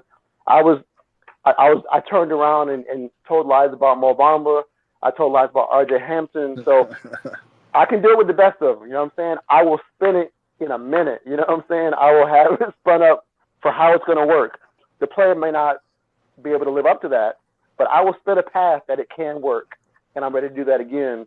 And I'm excited. I'm excited that we're so close to really knowing the direction for the team, because it's like once they make these picks, like they will have kind of laid their hand down as to the direction where they want to go. We've had so much speculation as what we could do, but in a few hours, in a day or so, what have you, we're going to know, okay, we're actually doing this or we're doing that, and it's going to be nice to kind of be able to know what our direction is going to be and where Franz and Paolo are going to lie. You know what I'm saying? So that's why I'm on it. I don't know if you guys feel the same or if I'm out of left field or somehow too optimistic or somehow too pessimistic. I don't know, man.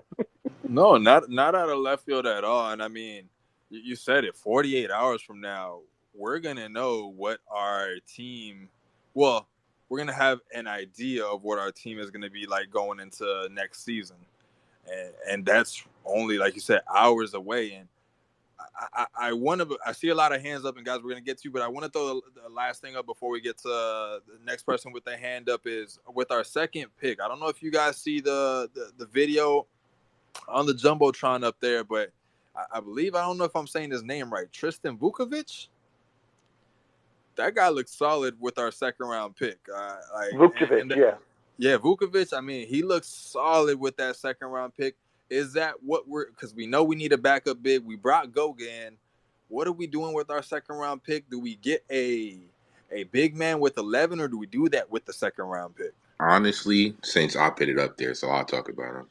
But man, he looked nice, especially for a second round pick.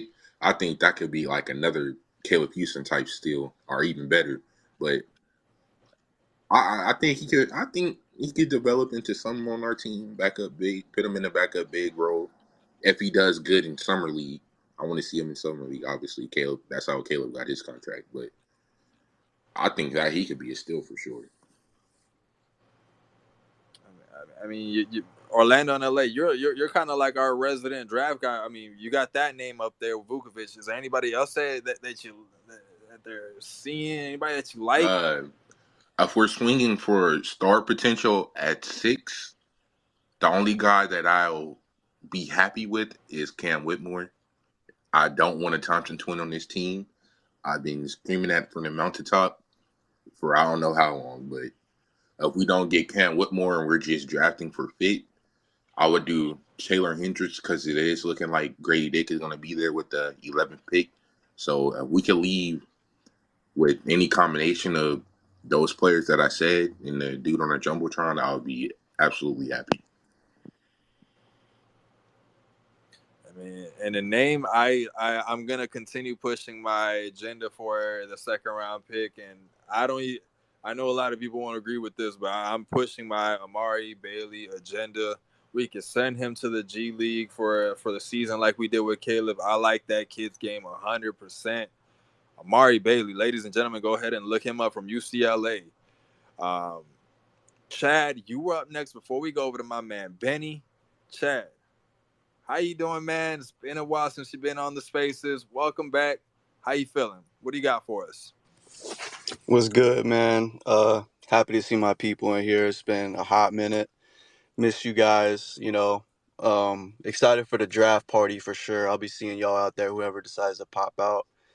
But to answer your first question, man, honestly, I've had so many conversations, so many deep dives, studying, all this stuff. And what I've walked away with personally is whenever you factor in like the trust factor that I personally have, and I think a lot of us have with the front office, bro, at this point, I do not care who they take with the 6th pick. I don't care. I think you could go with so many directions.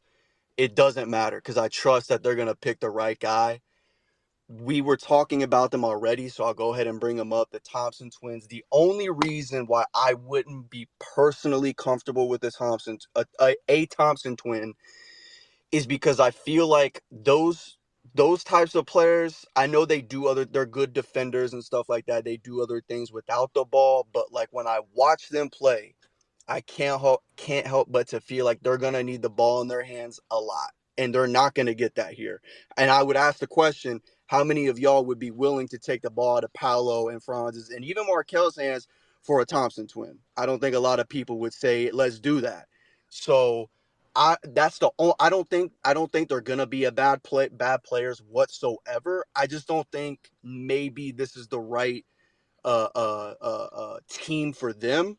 I would rather see them in a position to where they can have opportunities to fail and learn instead of, kind of being in a weird spot on a team like Orlando. I mean, we keep talking about it. We have one of the best young cores that's up and coming. That's mainly due to the fact that Paolo was generational last year, and Franz Wagner's continued to be one of the most underrated young forward superstars in the league, and he doesn't get talked about. That's the main reason. And then you add in Fultz, who needs the ball in his hands to make guys like Paolo and Franz better. I just don't know if maybe the Thompson twins can really fit. Maybe you could create an argument for the bench and stuff like that, possibly. Who knows? That's just kind of how I feel. If honestly, man, there's so many, like Khobi was saying, there's gonna be holes next year. Holes are gonna be on the team. The main thing that I feel like we need to be looking forward to, and I'm sure the front office is just what can we fill now? And on top of that, do you want to add two young guys to an already young? We've talked about this as well. Do you want to add two young guys to an already young team, or do you just want to go trade the two, move up, and get one who could potentially be a starter? There's so much room to maneuver in this draft. Whatever happens, I'm happy. I do not care. I've had my Grady Dick agenda for a hot minute, even Jordan Hawkins, just because of the simple fact. I think who was just talking? I'm so sorry, bro. I missed your name. Someone was just talking about how we've been like horrible offensively and rating and stuff like that. Malik. Malik, yes, he was speaking facts, bro, and that even contributes to shooting. So the holes, for me personally, the number one hole to fill for me is shooting. Whatever else they want to do. Dick's gonna fill that Yeah, hole. exactly, bro. But no, like for real, like that's the main gap that I feel like we should be looking for, like to fill. Other than that, bro, I could care less. They could do whatever they want, and I'm gonna applaud them because this front office has done a fantastic job building not only just a young roster of talent, but like culture. If you watch the previous interview with Weltman, that's what he was preaching, was like, we want guys with good personality that's going to fit the locker room and culture. That's a big, important piece that people need to be paying attention to, because they are also huge on who they pick, not just as a player, but who we pick as a person. So that's why I say whoever they want to go with, I'm applauding, bro. And that's all I got to say about the draft, honestly. No, I mean, the front office hasn't, while we may have had players that didn't work out, the front office themselves haven't given me anything where I'm like, I'm not going to trust them with their decisions.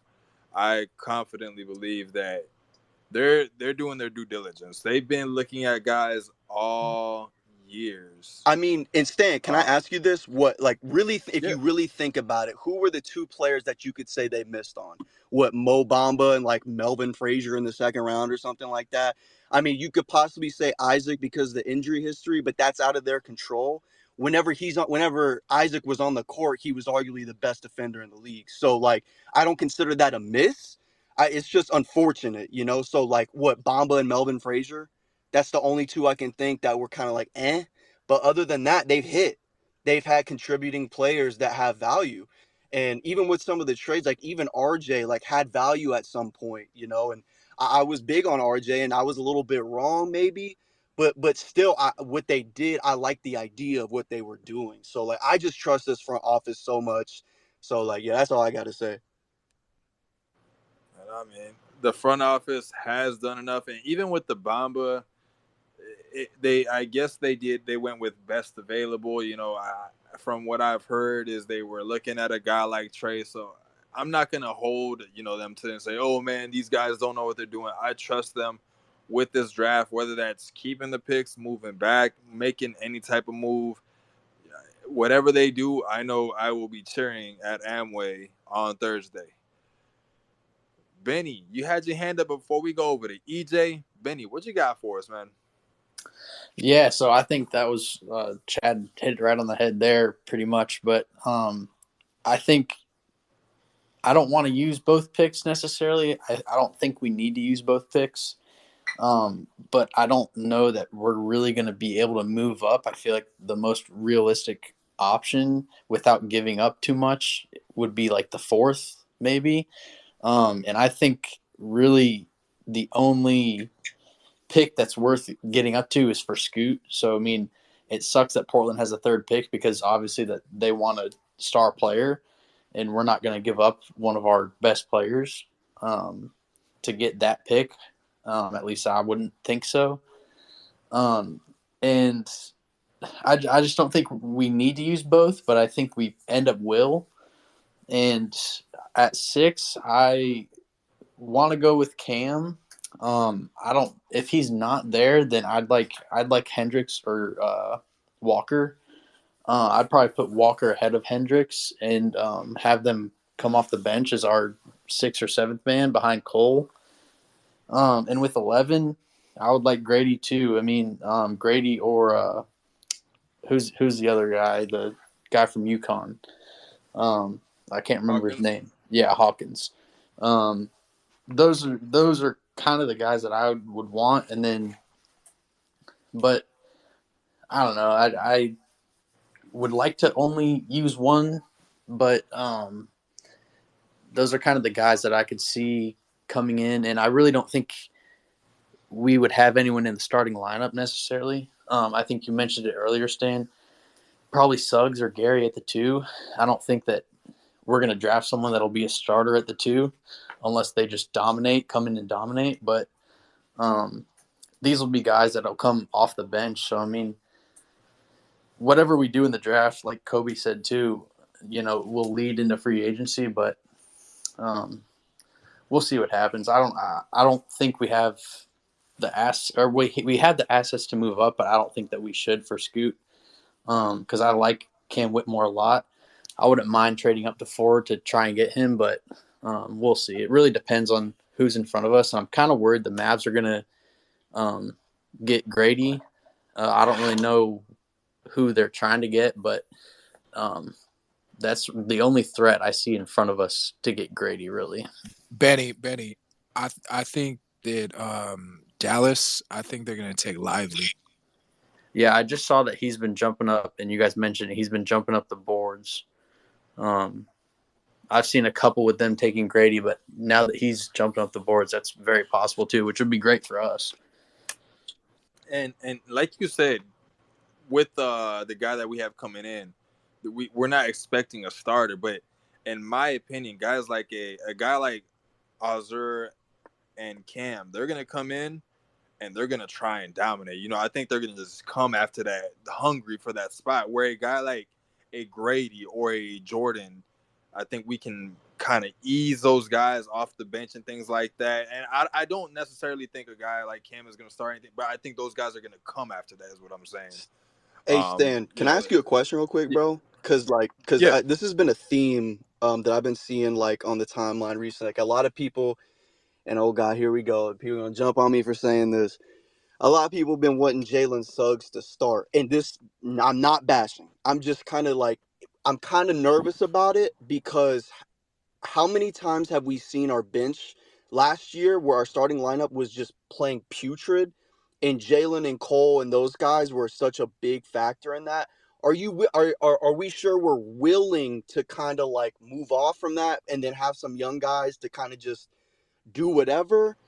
The way I kind of see it is like I love where Jalen is at personally. I love the growth that I seen from him last year coming off the bench. And it's not to say that he can't be a starter. Stan, me and you, like we've talked about this like off these spaces and stuff like this plenty of times. And with something that we've always came back to about him, and specifically you, he could become more of like a plug and play type of guy. Could he be in the starting lineup? Sure. Could he be on the bench? Sure. It doesn't matter, but his minutes will more than likely some nights meet starters minutes, and that's all I could ask for him. So the reason why I'm bringing this up is because you said like we don't expect these 6 and 11th picks to be starters. My question would be like, well, why not? Why can't we expect like the 6th pick to be the potential starter at the 2 or something like that, and like kind of develop that bench unit to where it's like it's unstoppable? Because we seen what Jalen was doing off the bench with Cole. They were saving us out of a lot of games, bro, like for real. So I I'm kind of like raising the question, but also kind of like seeing what people are thinking about, because I have been seeing a lot of Jalen Suggs starting. Are we sure we want that though right now? Right now, are we sure we want that? I guess that's kind of what I'm asking. I mean, that's a very valid question to have. I mean, Jalen, while he did progress, you got to ask: is that what the starting lineup needs? Is adding Jalen Suggs into our starting lineup gonna keep us in the upwards trend? That's honestly a valid question to have, Chad. And I'm okay moving him off of the bench to see if that happens. But then again, it really all I feel it feels like a cop out, but it all really depends on who comes in at with those picks. I mean, is a guy like Derek, like let's say we do get a big guy, like I don't know. It just really all depends. I remember talking towards the end of the season too about how we liked Suggs coming off the bench and being with that unit and then closing games. I think that's what I think that's the role that I like him to be in, coming off the bench with Cole and then closing games and having him guard whoever their best guard is. And you got it. Oh, Stan, I was gonna say, with the role that Suggs plays, like, can you see him if he does go into the starting lineup and say we draft somebody like an Asar Thompson? Can Asar slip into that role that Suggs was playing off the bench, playing alongside Cole in the backcourt? Like, is that any possibility we could run with that? Because I mean, what's his problem is his jump shot, right? Like that's what everybody keeps knocking him on. And I mean, nobody's gonna go out of their way to say, "Oh, Suggs was, like incredible as a shooter last year." Like, but they both played great defense. Like they keep saying that Asar is supposed to be this awesome defender, right? So like, it's similar. Like we might as well see what we have with Suggs because we drafted him to be a starter. Like, and if he's showing that he can start, why not try that out? Can I reply to Salty Stan? Yeah, go for it. Bro. So like, I would ask you this: if you're drafting a Thompson twin, are you drafting him just simply on just defense, or are you drafting him because you think with the ball in his hands, he's going to give you like next level stuff? Because me personally, you have your own opinion. Maybe you could convince me. But like if I'm drafting a Thompson twin, I'm drafting him to be a ball dominant type of scorer who can play defense. I'm not drafting him to play defense because I have that with Jalen. I have that already. And not only that, but like if you really pay attention to how Jalen plays, it's very like spontaneous. Like there's no it's just more like reactionary play, and it's just all IQ with him. I think he has such a high IQ because whenever you watch him play, it's not like you're watching him and he has something planned in mind. Almost it's more of like plays are breaking down and he comes in and saves the day type of thing. I it would I think a lot of things with this roster has changed. So my question to you would be, like you said, you raised. I mean, yeah, I don't think anyone's in here saying like Suggs is like an otherworldly shooter. I think he improved last year because he became more of a set shooter instead of like shooting off the dribble, which I think we all were saying like just kind of get the easy 3-point shots, like see if they fall, like don't force anything, and that's what he did, and he was a lot better. But my question to you would be like, would you want that around Paolo and Franz, like just to kind of like that, or someone who like a Jordan Hawkins, like high speed off high pick and rolls, off the dribble, 3-point shots, Grady Dix, that type of style? Do you think that would fit better in the starting lineup around Markel, Paolo, and Franz over like kind of how Jalen Suggs does it? If you know what I'm saying.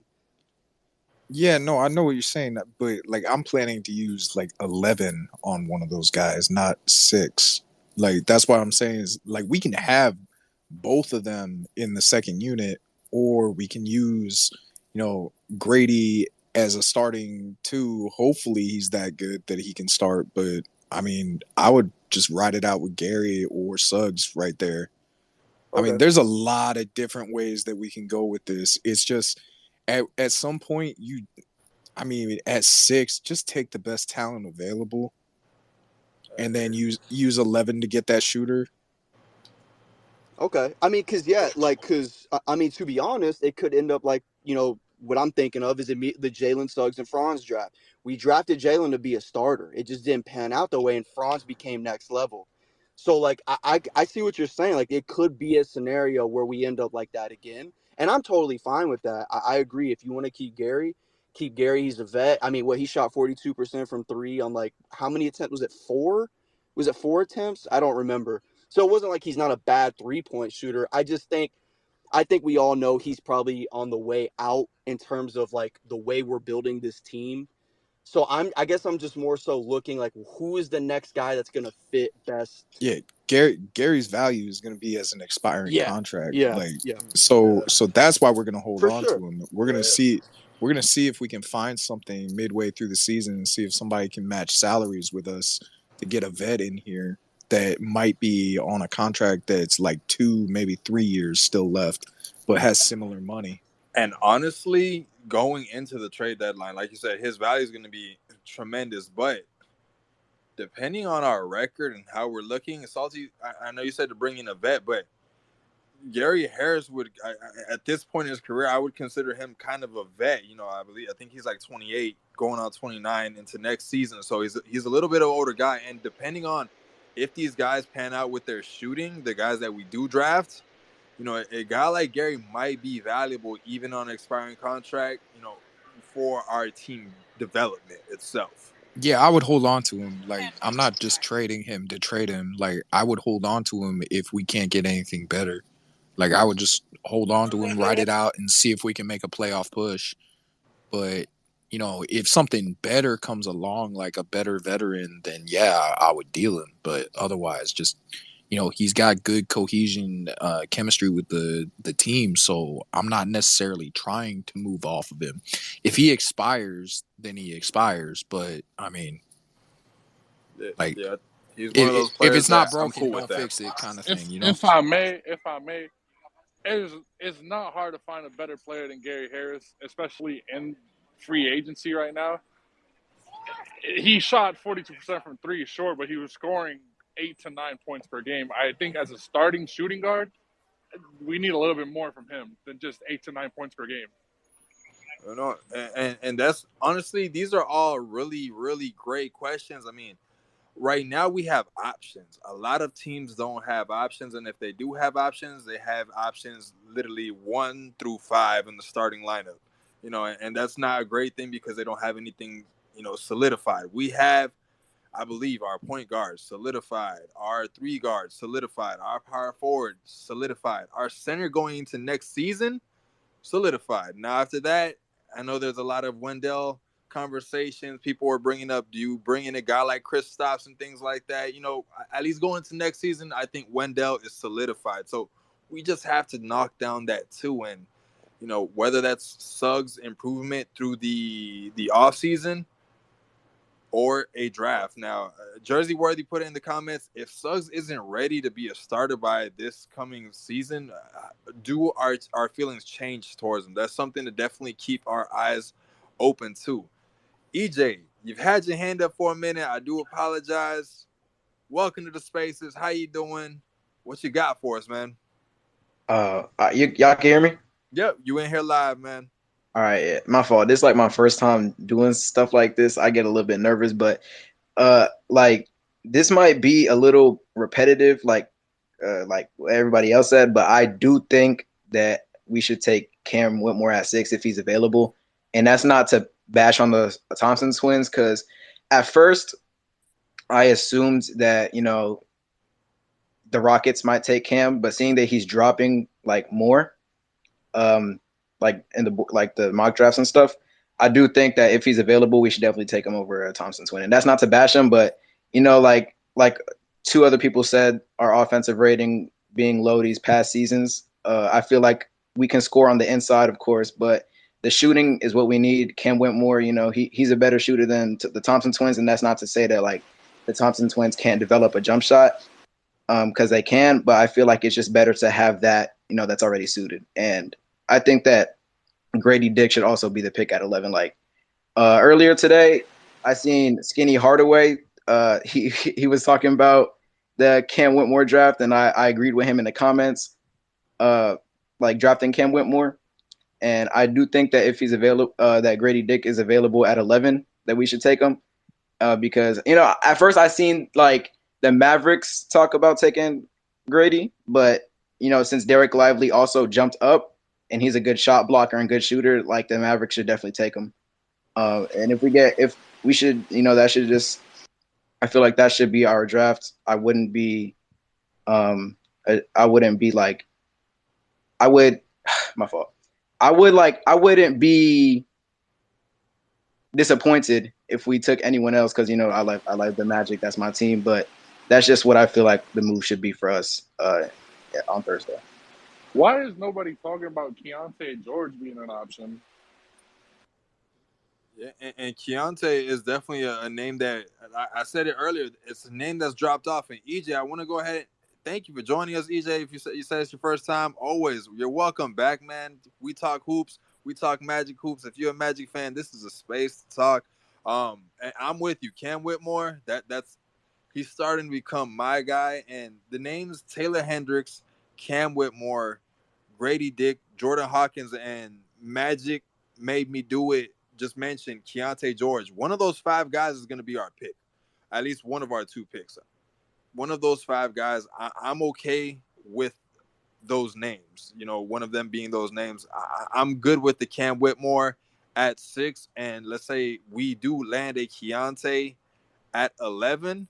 That's a winning draft in my opinion. It could be a potential starting shooting guard. It could address the shooting needs with Keontae. It's going to bring a lot of competition. Like I said, Cam Whitmore just gives me that level of when he gets in the gym, he's going to challenge you. And I really, really like that in players. So we'll see. I mean, the options are there. It's good problems to have. Skinny, you up next before we go over to my man Max, who had his hand up, and then Jay. Skinny, what do you got to add? All right, so I kind of wanted to touch on this point with the Thompson twins and their position in the draft and why I kind of feel I think Chad was kind of saying it earlier with not wanting to put those guys in a weird position, because I see a lot of similarities between their play style right now and the play style that I believe Jalen has when he plays a little bit more under control. And I think it obviously has to do with a little bit of Jalen's playing NBA players versus their still draft prospects, so they're playing their competition that they are. But I just feel like we talked about towards the end of the season, we talked about in the couple spaces that we had so far in the offseason, like we're a team that believes that we're close to making that push. We're right here to making that push, going to the playoffs, going to the play-in or whatever. And with those players, with us identifying like, okay, shooting, rebounding, those kind of things are what we need.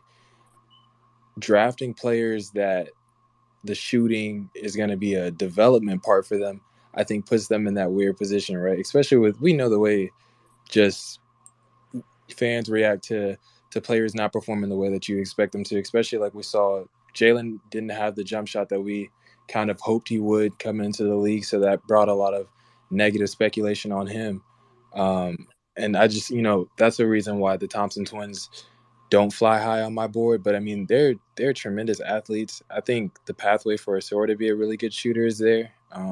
Both of them are good playmakers, and the defense, they're just like you said, they're great players. But I just kind of wanted to point that out because I think, a lot of people get a little concerned when they say that I don't think this player is the best fit here. It's never a bashing thing about a player. It's just kind of your observation of what you think is going to take place on the basketball court. But, like I said, with bringing in the Thompson twins, my only worry is that if the shooting isn't there, it's kind of another Suggs, which is not a bad thing in terms of the mentality, the work ethic, the hustle. the finishing at the rim and the defense, but we're kind of like, saying that we need shooters, and that's just kind of a little bit of a backward step. I want to go off that real quick because we need shooters, like Skinny just said, and that's why I'm kind of starting to lean towards now. I would love to get Cam at 6, but I also could very well see us doing a Hendricks or Jarris at 6, and then getting one of the top 2 shooters at 11 with Grady or Hawkins. I can feel that too, because I forget who it was. Somebody, I think it was actually my guy TL 49er Magic. He's in here right now. Kind of pointed out to me the fact that, what do you? I want to pose this question to you, Stan, Bryce, and even Max when you come up next. The depth behind Paolo and Franz at the forward position, is that another thing that y'all are taking into consideration coming into this draft with guys like Chuma, who we believe are flaming out? Unfortunately, Chuma's had his injuries, and after he came back, kind of wasn't that player that we saw towards the beginning of the season. I know that hurts my boy Benny. That's his guy from Auburn. So, but also there is a positive with the forward position for us, with Caleb Houston being a 6'8" shooter that we believe. I mean, that jumper's butter. It's like every time he misses a shot, it's like Lando Lakes. I can't believe it's not butter. Like, the jumper's beautiful. So hopefully we see a little bit of a development from him. But, I kind of wanted to pose that question as well. No, I mean, so just going off of that, first of all, I forgot who was talking about it earlier, but they said, like, the Magic recently haven't missed on too many draft picks. That was one that kind of shook me, the Chumo Kiki pick. Just especially him coming off the ACL injury in March Madness. I was shocked when they took him, especially that early that night. I'll get on to another topic soon. But that just, like, that was the most my jaw has dropped on draft night since we traded for fucking Ibaka, and just, our team I just think went to shit. that was a panic move, man, because we were fully intent on taking Harrell, and then when Harrell got selected by the Heat, we were just like, oh shit, what do we do? I guess we'll take Okiki. But it was, dude, I don't even know what to say about that. Anyway, next thing I wanted to say was, I think, even though it hasn't been talked about tonight, obviously this is more of a draft conversation, but I think, just in the general conversation, we've been underrating Orlando as a free agent destination. Like, obviously, LeBron, however many years ago said, like, who the fuck wants to go to Orlando? But now we actually have a young core that they're, building around, and we actually have some, the future is looking up, so to speak. And I think the players around the league. God damn. No, I'm serious, though. Like, the sentiment around the league, I feel that we could at least get, maybe not somebody who's like an A-list type of guy, but the type of guy who's going to come in, play that combo guard type of role, and help us out. But that's just me. Also, I also want to hear thoughts on Amani Bates, because I feel like that hasn't been talked about enough. I feel like he's an absolute stud who's just, kind of gotten that mainstream media hit down. I don't know if I'm crazy or if I'm just, trying to speak it into existence. Stan, can I answer that real quick? All right, I don't know if Stan can hear me. Man, Stan's in the upside down. Skinny, go for it, bro. Yeah, go for it, Skinny. I thought this was on. Go for it, Skinny. I apologize. All right, for sure. Max, I think, just from my perspective, what I've seen from Imani and over the years, I mean, like you said, he was just everywhere. He was, before there was Wemby. From the international side, we had Imani Bates over here. We always, each year you have a really big prospect, but the coverage for Imani was huge, especially before he went off to college, and all the things that happen. That stuff happens. But in terms of evaluating him, he's fallen off in my eyes. I think I forgot who it was touched on it earlier. The label that he got was tough shot maker, and I think if you watch his play, you can understand why he gets that label. If they don't want to go with a big with that second round pick, then sure, I wouldn't mind them taking like that that second round pick on Imani. Maybe it's just the type of play style that he brings. I feel that Mose is more of a Mose likes his I don't even know how to explain it. Mose is a guy that I believe as we'll grow to see him as a coach is a really disciplined coach. And tough shot makers, I don't think have a spot here in Orlando, if that makes sense, because we have, guys that create good shots. So I don't think that there's a point in bringing in guys who maybe not so much create those good shots because a point guard who streamlines plays as well as Markel does, and we have connective passers here. We have a good passing and shooting center in Wendell. I feel like we have the opportunity to only strengthen what could be a really really good offense. And like you guys were touching on earlier, like the offensive rating lately hasn't been great, but we know that we have a guy who in Paolo in a few years can reach up to I believe 30 plus points a game, get into the free throw line 10 plus times a game. I mean, he got there 8 times this season. So, like I said, just the structure of it, I don't know if a guy like Imani would fit in our system, and I'd hate to see a guy with that kind of talent flame out because he went to a place that like I said, we're trying to get on the train of winning right now and trending upwards. I'm gonna call it right now. Imani Bates to Denver Nuggets. I mean, I, I mean that would make sense. The thing about Amani is Orlando is the perfect type of environment for a guy like an Imani, where he has a past. People are gonna question him. In Orlando, nobody's gonna pay attention to Imani. While that may be changing in the next couple of seasons because we're on the uprising, guys like Markel have been able to come here. You guys seen what's going on. Teams want Markel now. Bad fans want Markel. He went from bust to bring him here. Like it really happened quickly. So maybe a place like Orlando is good for Imani Bates with that second round pick. I don't know where he lands, but a name I haven't heard too much tonight, and we're talking about bringing in shooters and backup guys. Is where does all of this leave Caleb Houston? I know we got Chuma. We're kind of on the off trail, but Caleb Houston had a pretty solid year for a second round pick. They sent him to Lakeland. He came back up, finished the year off with the team. What is his And he's position a on this team hustle moving guy. forward? He's a hustle guy. He gets rebounds too. It's not like all he does is shoot. Like that man's out there getting boards Yeah, so when he does see the floor. Like he will give you effort. he does, and I expect more minutes from him off the bench. So, that's something I think a lot of us, and I'm including myself, don't take into account. I mean, Caleb Houston's going to be getting more minutes. He grinds for his minutes. You can tell he earns his time. Like I said, he went to Lakeland. He did his time over there. I expect more from Caleb, and you guys seen the shot. It's pretty. The shot is there. If that starts knocking down, I mean, we're in here talking about the Keontaes, the Jordan Hawkins, and the Grady Dicks. We might have Houston at home, and Houston might be ready for takeoff. Like it really might happen. So it's something that, like I said before, we have options. It's a great problem to have. Jay, you got your hand up. What you got for us, man?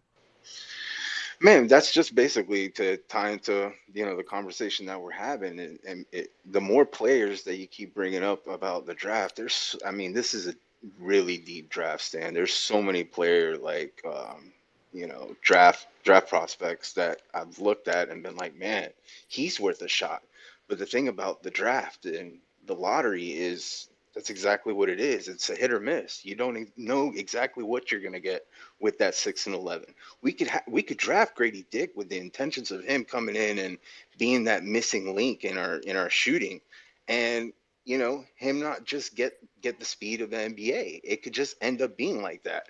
Now, what my concern is the more and more players that we're bringing up in this conversation is where do these two new young draft picks and young players fit? Because a lot of these players, whether it be Keontae George, shoot, even going deep into the draft, you're talking about like the Jordan Howards and the Anthony Blacks. Like those guys look like the NBA studs, future NBA studs, and those are like projected in like the late teens. You know what I'm saying? Like, it's insane how deep this draft is. But then we got to look at what stage we're at. We're talking about, oh, we're right at the cusp of going into the playoffs. Is it necessarily a bad thing for the Magic to look at all this draft capital that we have in such a deep draft and possibly get somebody that could fit into our puzzle, like a not necessarily how it's been on the timelines recently, like Porzingis has been brought up, but it could be like an Anthony Simons. It could be a Gary Trent Jr., where we could consolidate those draft picks, talking about how Suggs needs more of an opportunity. Is he going to be that guy? We're still up in the air on what Suggs is exactly going to be. If we're going to give him that opportunity, well, hey, if we can trade Gary Harris and get some asset back that we know that's already proven to show what they're possibly going to be, I don't necessarily think of it as that's going to be a bad move. I wouldn't be shocked, is what I say, if that ends up being a move that the Magic brass end up taking, because it's super crowded. Like, I want Houston to be able to get his minutes. You know what I'm saying? I want us to reshore up our defense interior wise, because us always collapsing in the paint always let those guys in the perimeter open up, eat us up for three.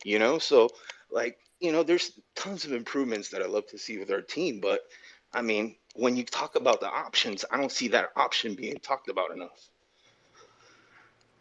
And I don't think it's a do we give Jalen the opportunity? I think it's a Jalen having to take that opportunity of going to that two guard. And but to your other points, you hit on the money. There's a lot of minutes that have to go around, and this is something that a lot of fans complained about with Mose was his rotations and so on and there forth. But next season, I mean, it's going to be really depending on who we draft, what happens, the moves we make.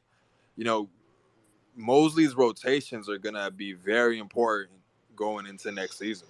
Yeah, my biggest concern is, Stan, is that we go in, we draft two young bucks, we go halfway in through the season, the fit just isn't right. We got disgruntled players wanting more time, more development on the court, and then we end up trading halfway through the season a Cole Anthony, a Jalen Suggs for pennies when the possibility. Now, I wouldn't want either one of those guys traded, or let's say even more further on, Gary Harris, for instance, where he's halfway through an expiring year.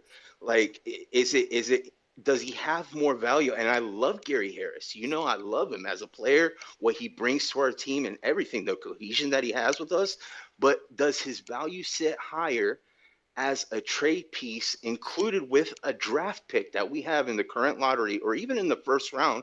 Because you're talking about, I know Orlando and LA mentioned Denver picking up Imani late. The thing is, we have their first round pick as well for this draft. So it's like, if they wanted to draft Nah, Imani, we'd it's have. 2025. Is it? Oh, okay. My Yeah. apologies. But even then, like, it just, I just, I don't know.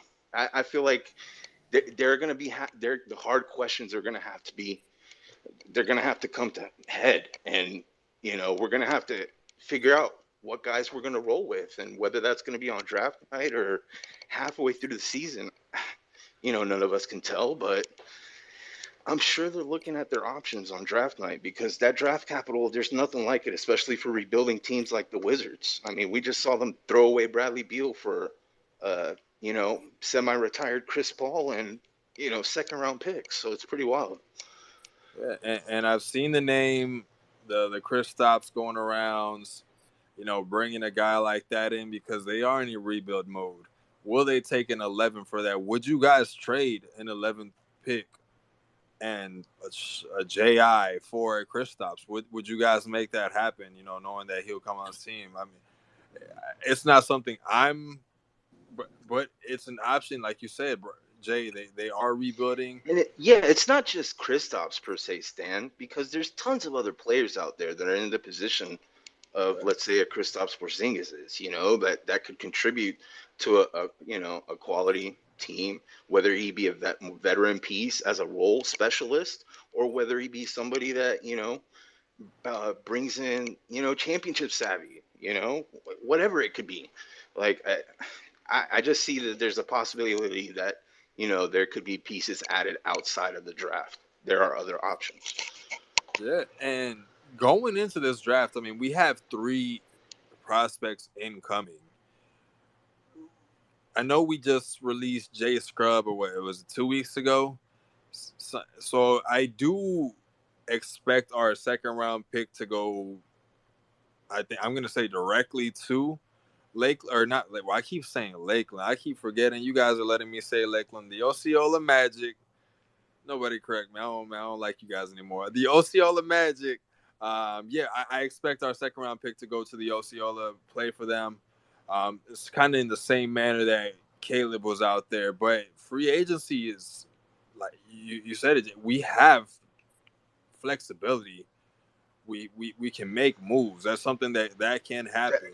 Yeah, well, that's the problem because I ride with the players that we've got right now, but the problem is the Magic Brass has too many options, and I have to come to the realism of the fact that they're at a point and at a position that most teams would love to be at right now, and if they do end up trading some of our guys. Whether it be for a savvy vet, whether it be for a superstar, whether it be trading up for Scoot, or whoever it may be, Brandon Miller. I don't know who they're looking at. Nobody does. You know how tight-lipped the office is.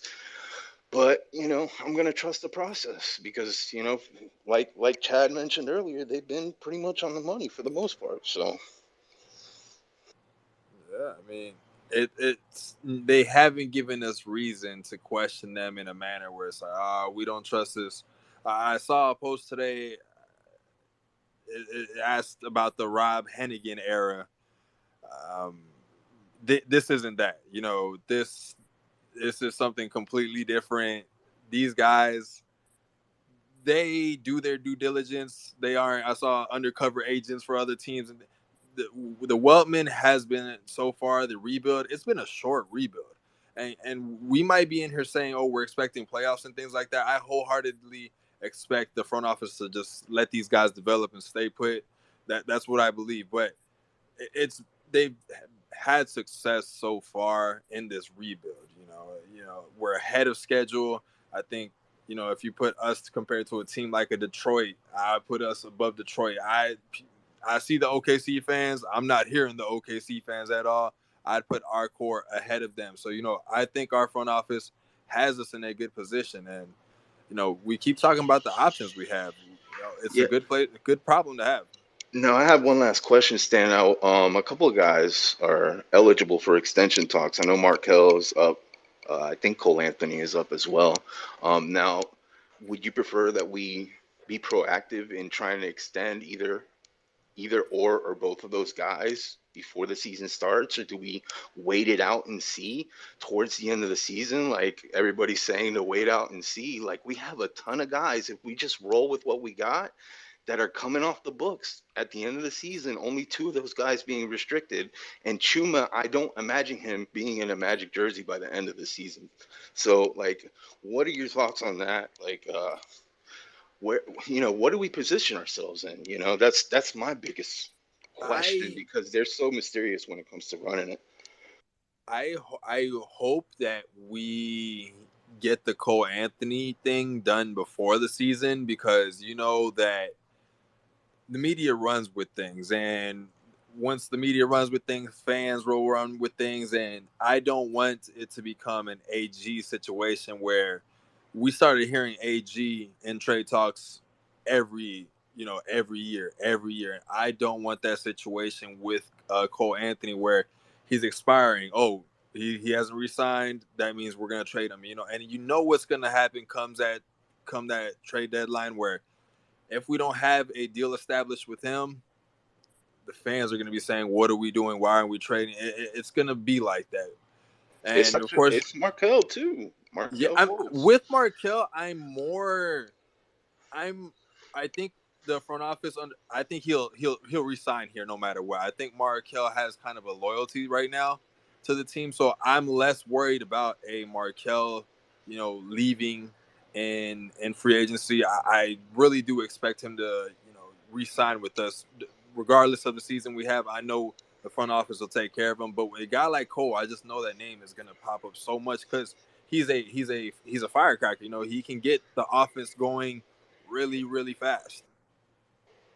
Yeah, I just want to see I just want to see which path, because I know we're at a crossroad, but I want to see which turn we make. Is it that we make a turn towards progress with our core, with what we have right now, and that means some devotion and handing out an extension offer to Markel Fultz and to Cole Anthony, deciding whether or not they're going to even try to play for it or even sign the contract and roll with the Magic. I'm just anxious to see where this team goes in the in the future, basically. And it's great because the future is so bright. That's the awesome thing that we saw what 5-20 happened, and then the flip, and now we're excited, we're energetic, and we got young guys coming in. But honestly, the way Mosley coaches his teams and he develops these guys, I know a lot of people are like, "Oh, I don't want this." I'm okay with these young guys because I know Mosley's going to develop them the correct way. He's not taking the front office is not taking shortcuts in any manner.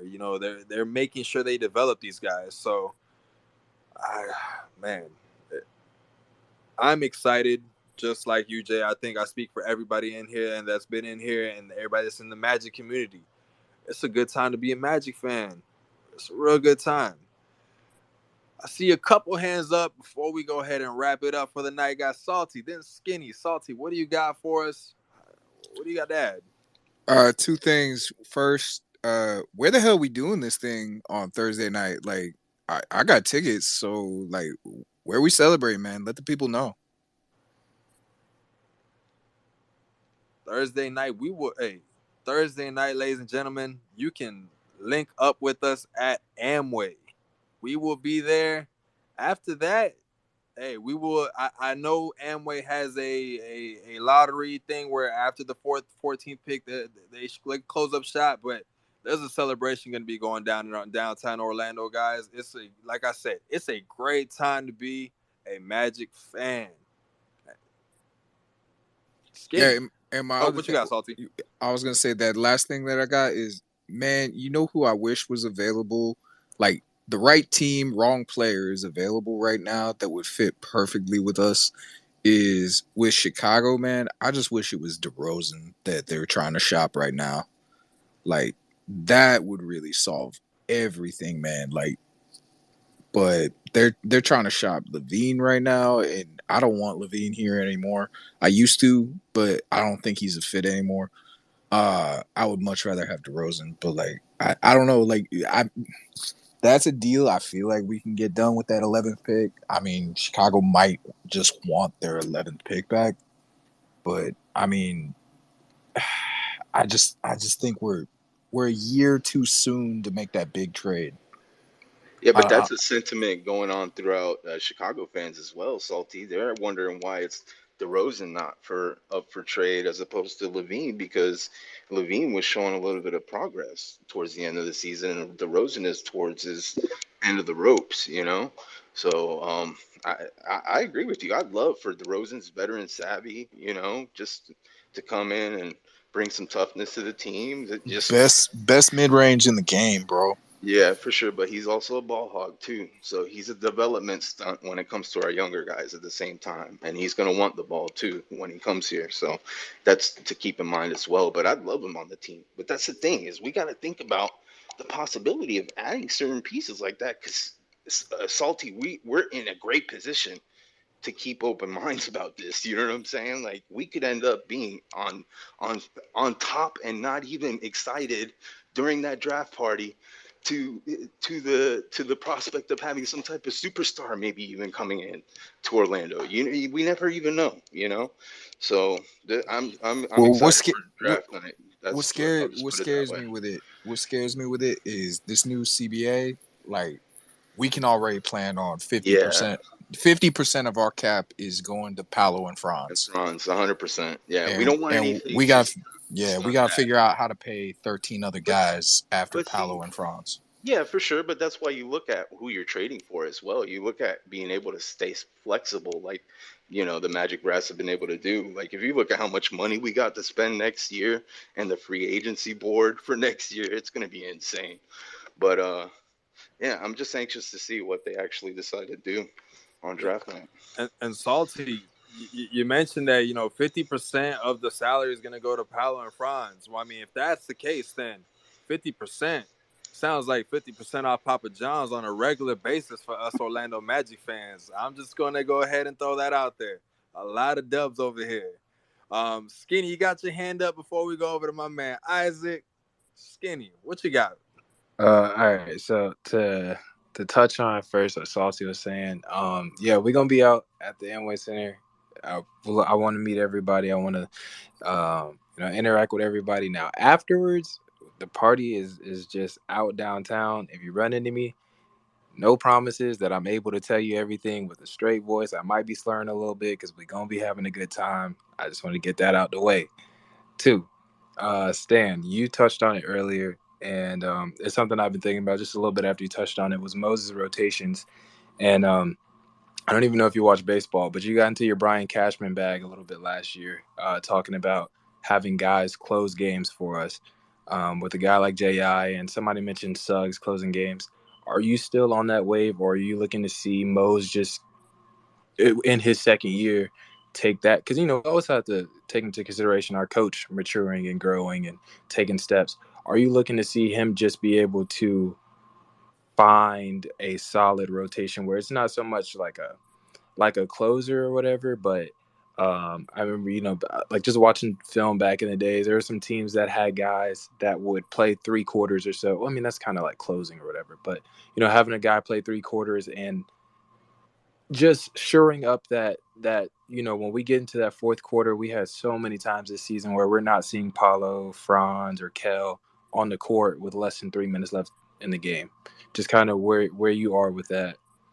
I think going into next season, we'll see better rotations from Mosley. I think something will be a lot more solidified. Cole Anthony really hit it on the money. It's not who starts, it's who finishes. I love that mentality. I think closing this season out, we'll see, depending on how things go, but I do expect to see that closing lineup of Cole Anthony, Markel, Franz, Paolo, and Wendell, or any iteration of that. But I do expect to see Cole Anthony in that closing lineup. I know it sounds wild, but the way he was closing games and he had confidence, and we know Cole Anthony is one never to waver in confidence, but I expect to see that. I don't expect the experimental lineups anymore this season. I mean, maybe to start the season, but after November, I no longer think that we see Mose experimenting with those lineups. I might be wrong. He might be back at it again with the white vans. It might happen, but I really expect that Mosley's watching the tape, saying, "Okay, I could have done this, this, this, and this." He's growing as a coach. He watches film. He's gonna learn himself. He's a young coach. I think he's gonna be able to take us, yeah, man, to the promised land. I'm gonna go ahead and say, not too many coaches lead us there. Will we win? But I know Mosley is the guy that he can take us there. Like I said earlier, that development is crazy good from a guy like Mosley. So guys, we've had a pretty long, exciting space tonight, guys. 2+ hours. We had Khobi Price. We had some draft talk. A lot of good times going on here. Do we have any final thoughts before we go ahead and wrap it up on this night before Amway Thursday? Bro, there's a lot of excitement to be a Magic fan right now, bro. I'm super excited to be down there Thursday. See all the homies again. A couple extra new people that I've never met before also told me that they're coming, so I'm super excited to meet them. Get to hang out with all my guys at Amway and it's a celebration, regardless of what they do. I did see a couple scenarios on the timeline that I would definitely leave Amway Center kind of like needing some alcohol in the system, but a lot of it is just a luxury to have the 6th and 11th pick. So I'm super excited to be, a Magic fan right now. Can't wait for next season. Can't wait for all the good things coming up. But appreciate all you homies, and definitely appreciate Khobi Price for taking time out of his day to chat with us for a little bit. It was much appreciated, and thank everybody here for listening. Thank you, Magic community. Thank you, Magic Together, for joining us for another space. These wouldn't be possible without you guys, the community. We only do them because we love talking hoops with you guys. It's awesome. We do this every post game. I know there's no games right now. We're gonna be start doing these a lot more often once summer league starts going. We got FIBA basketball come. We got a lot going on in the Magic community. Thank you everybody for joining us. Like I always end this off, Magic City, Magic together. You guys have a good one. We'll see you guys on Thursday night.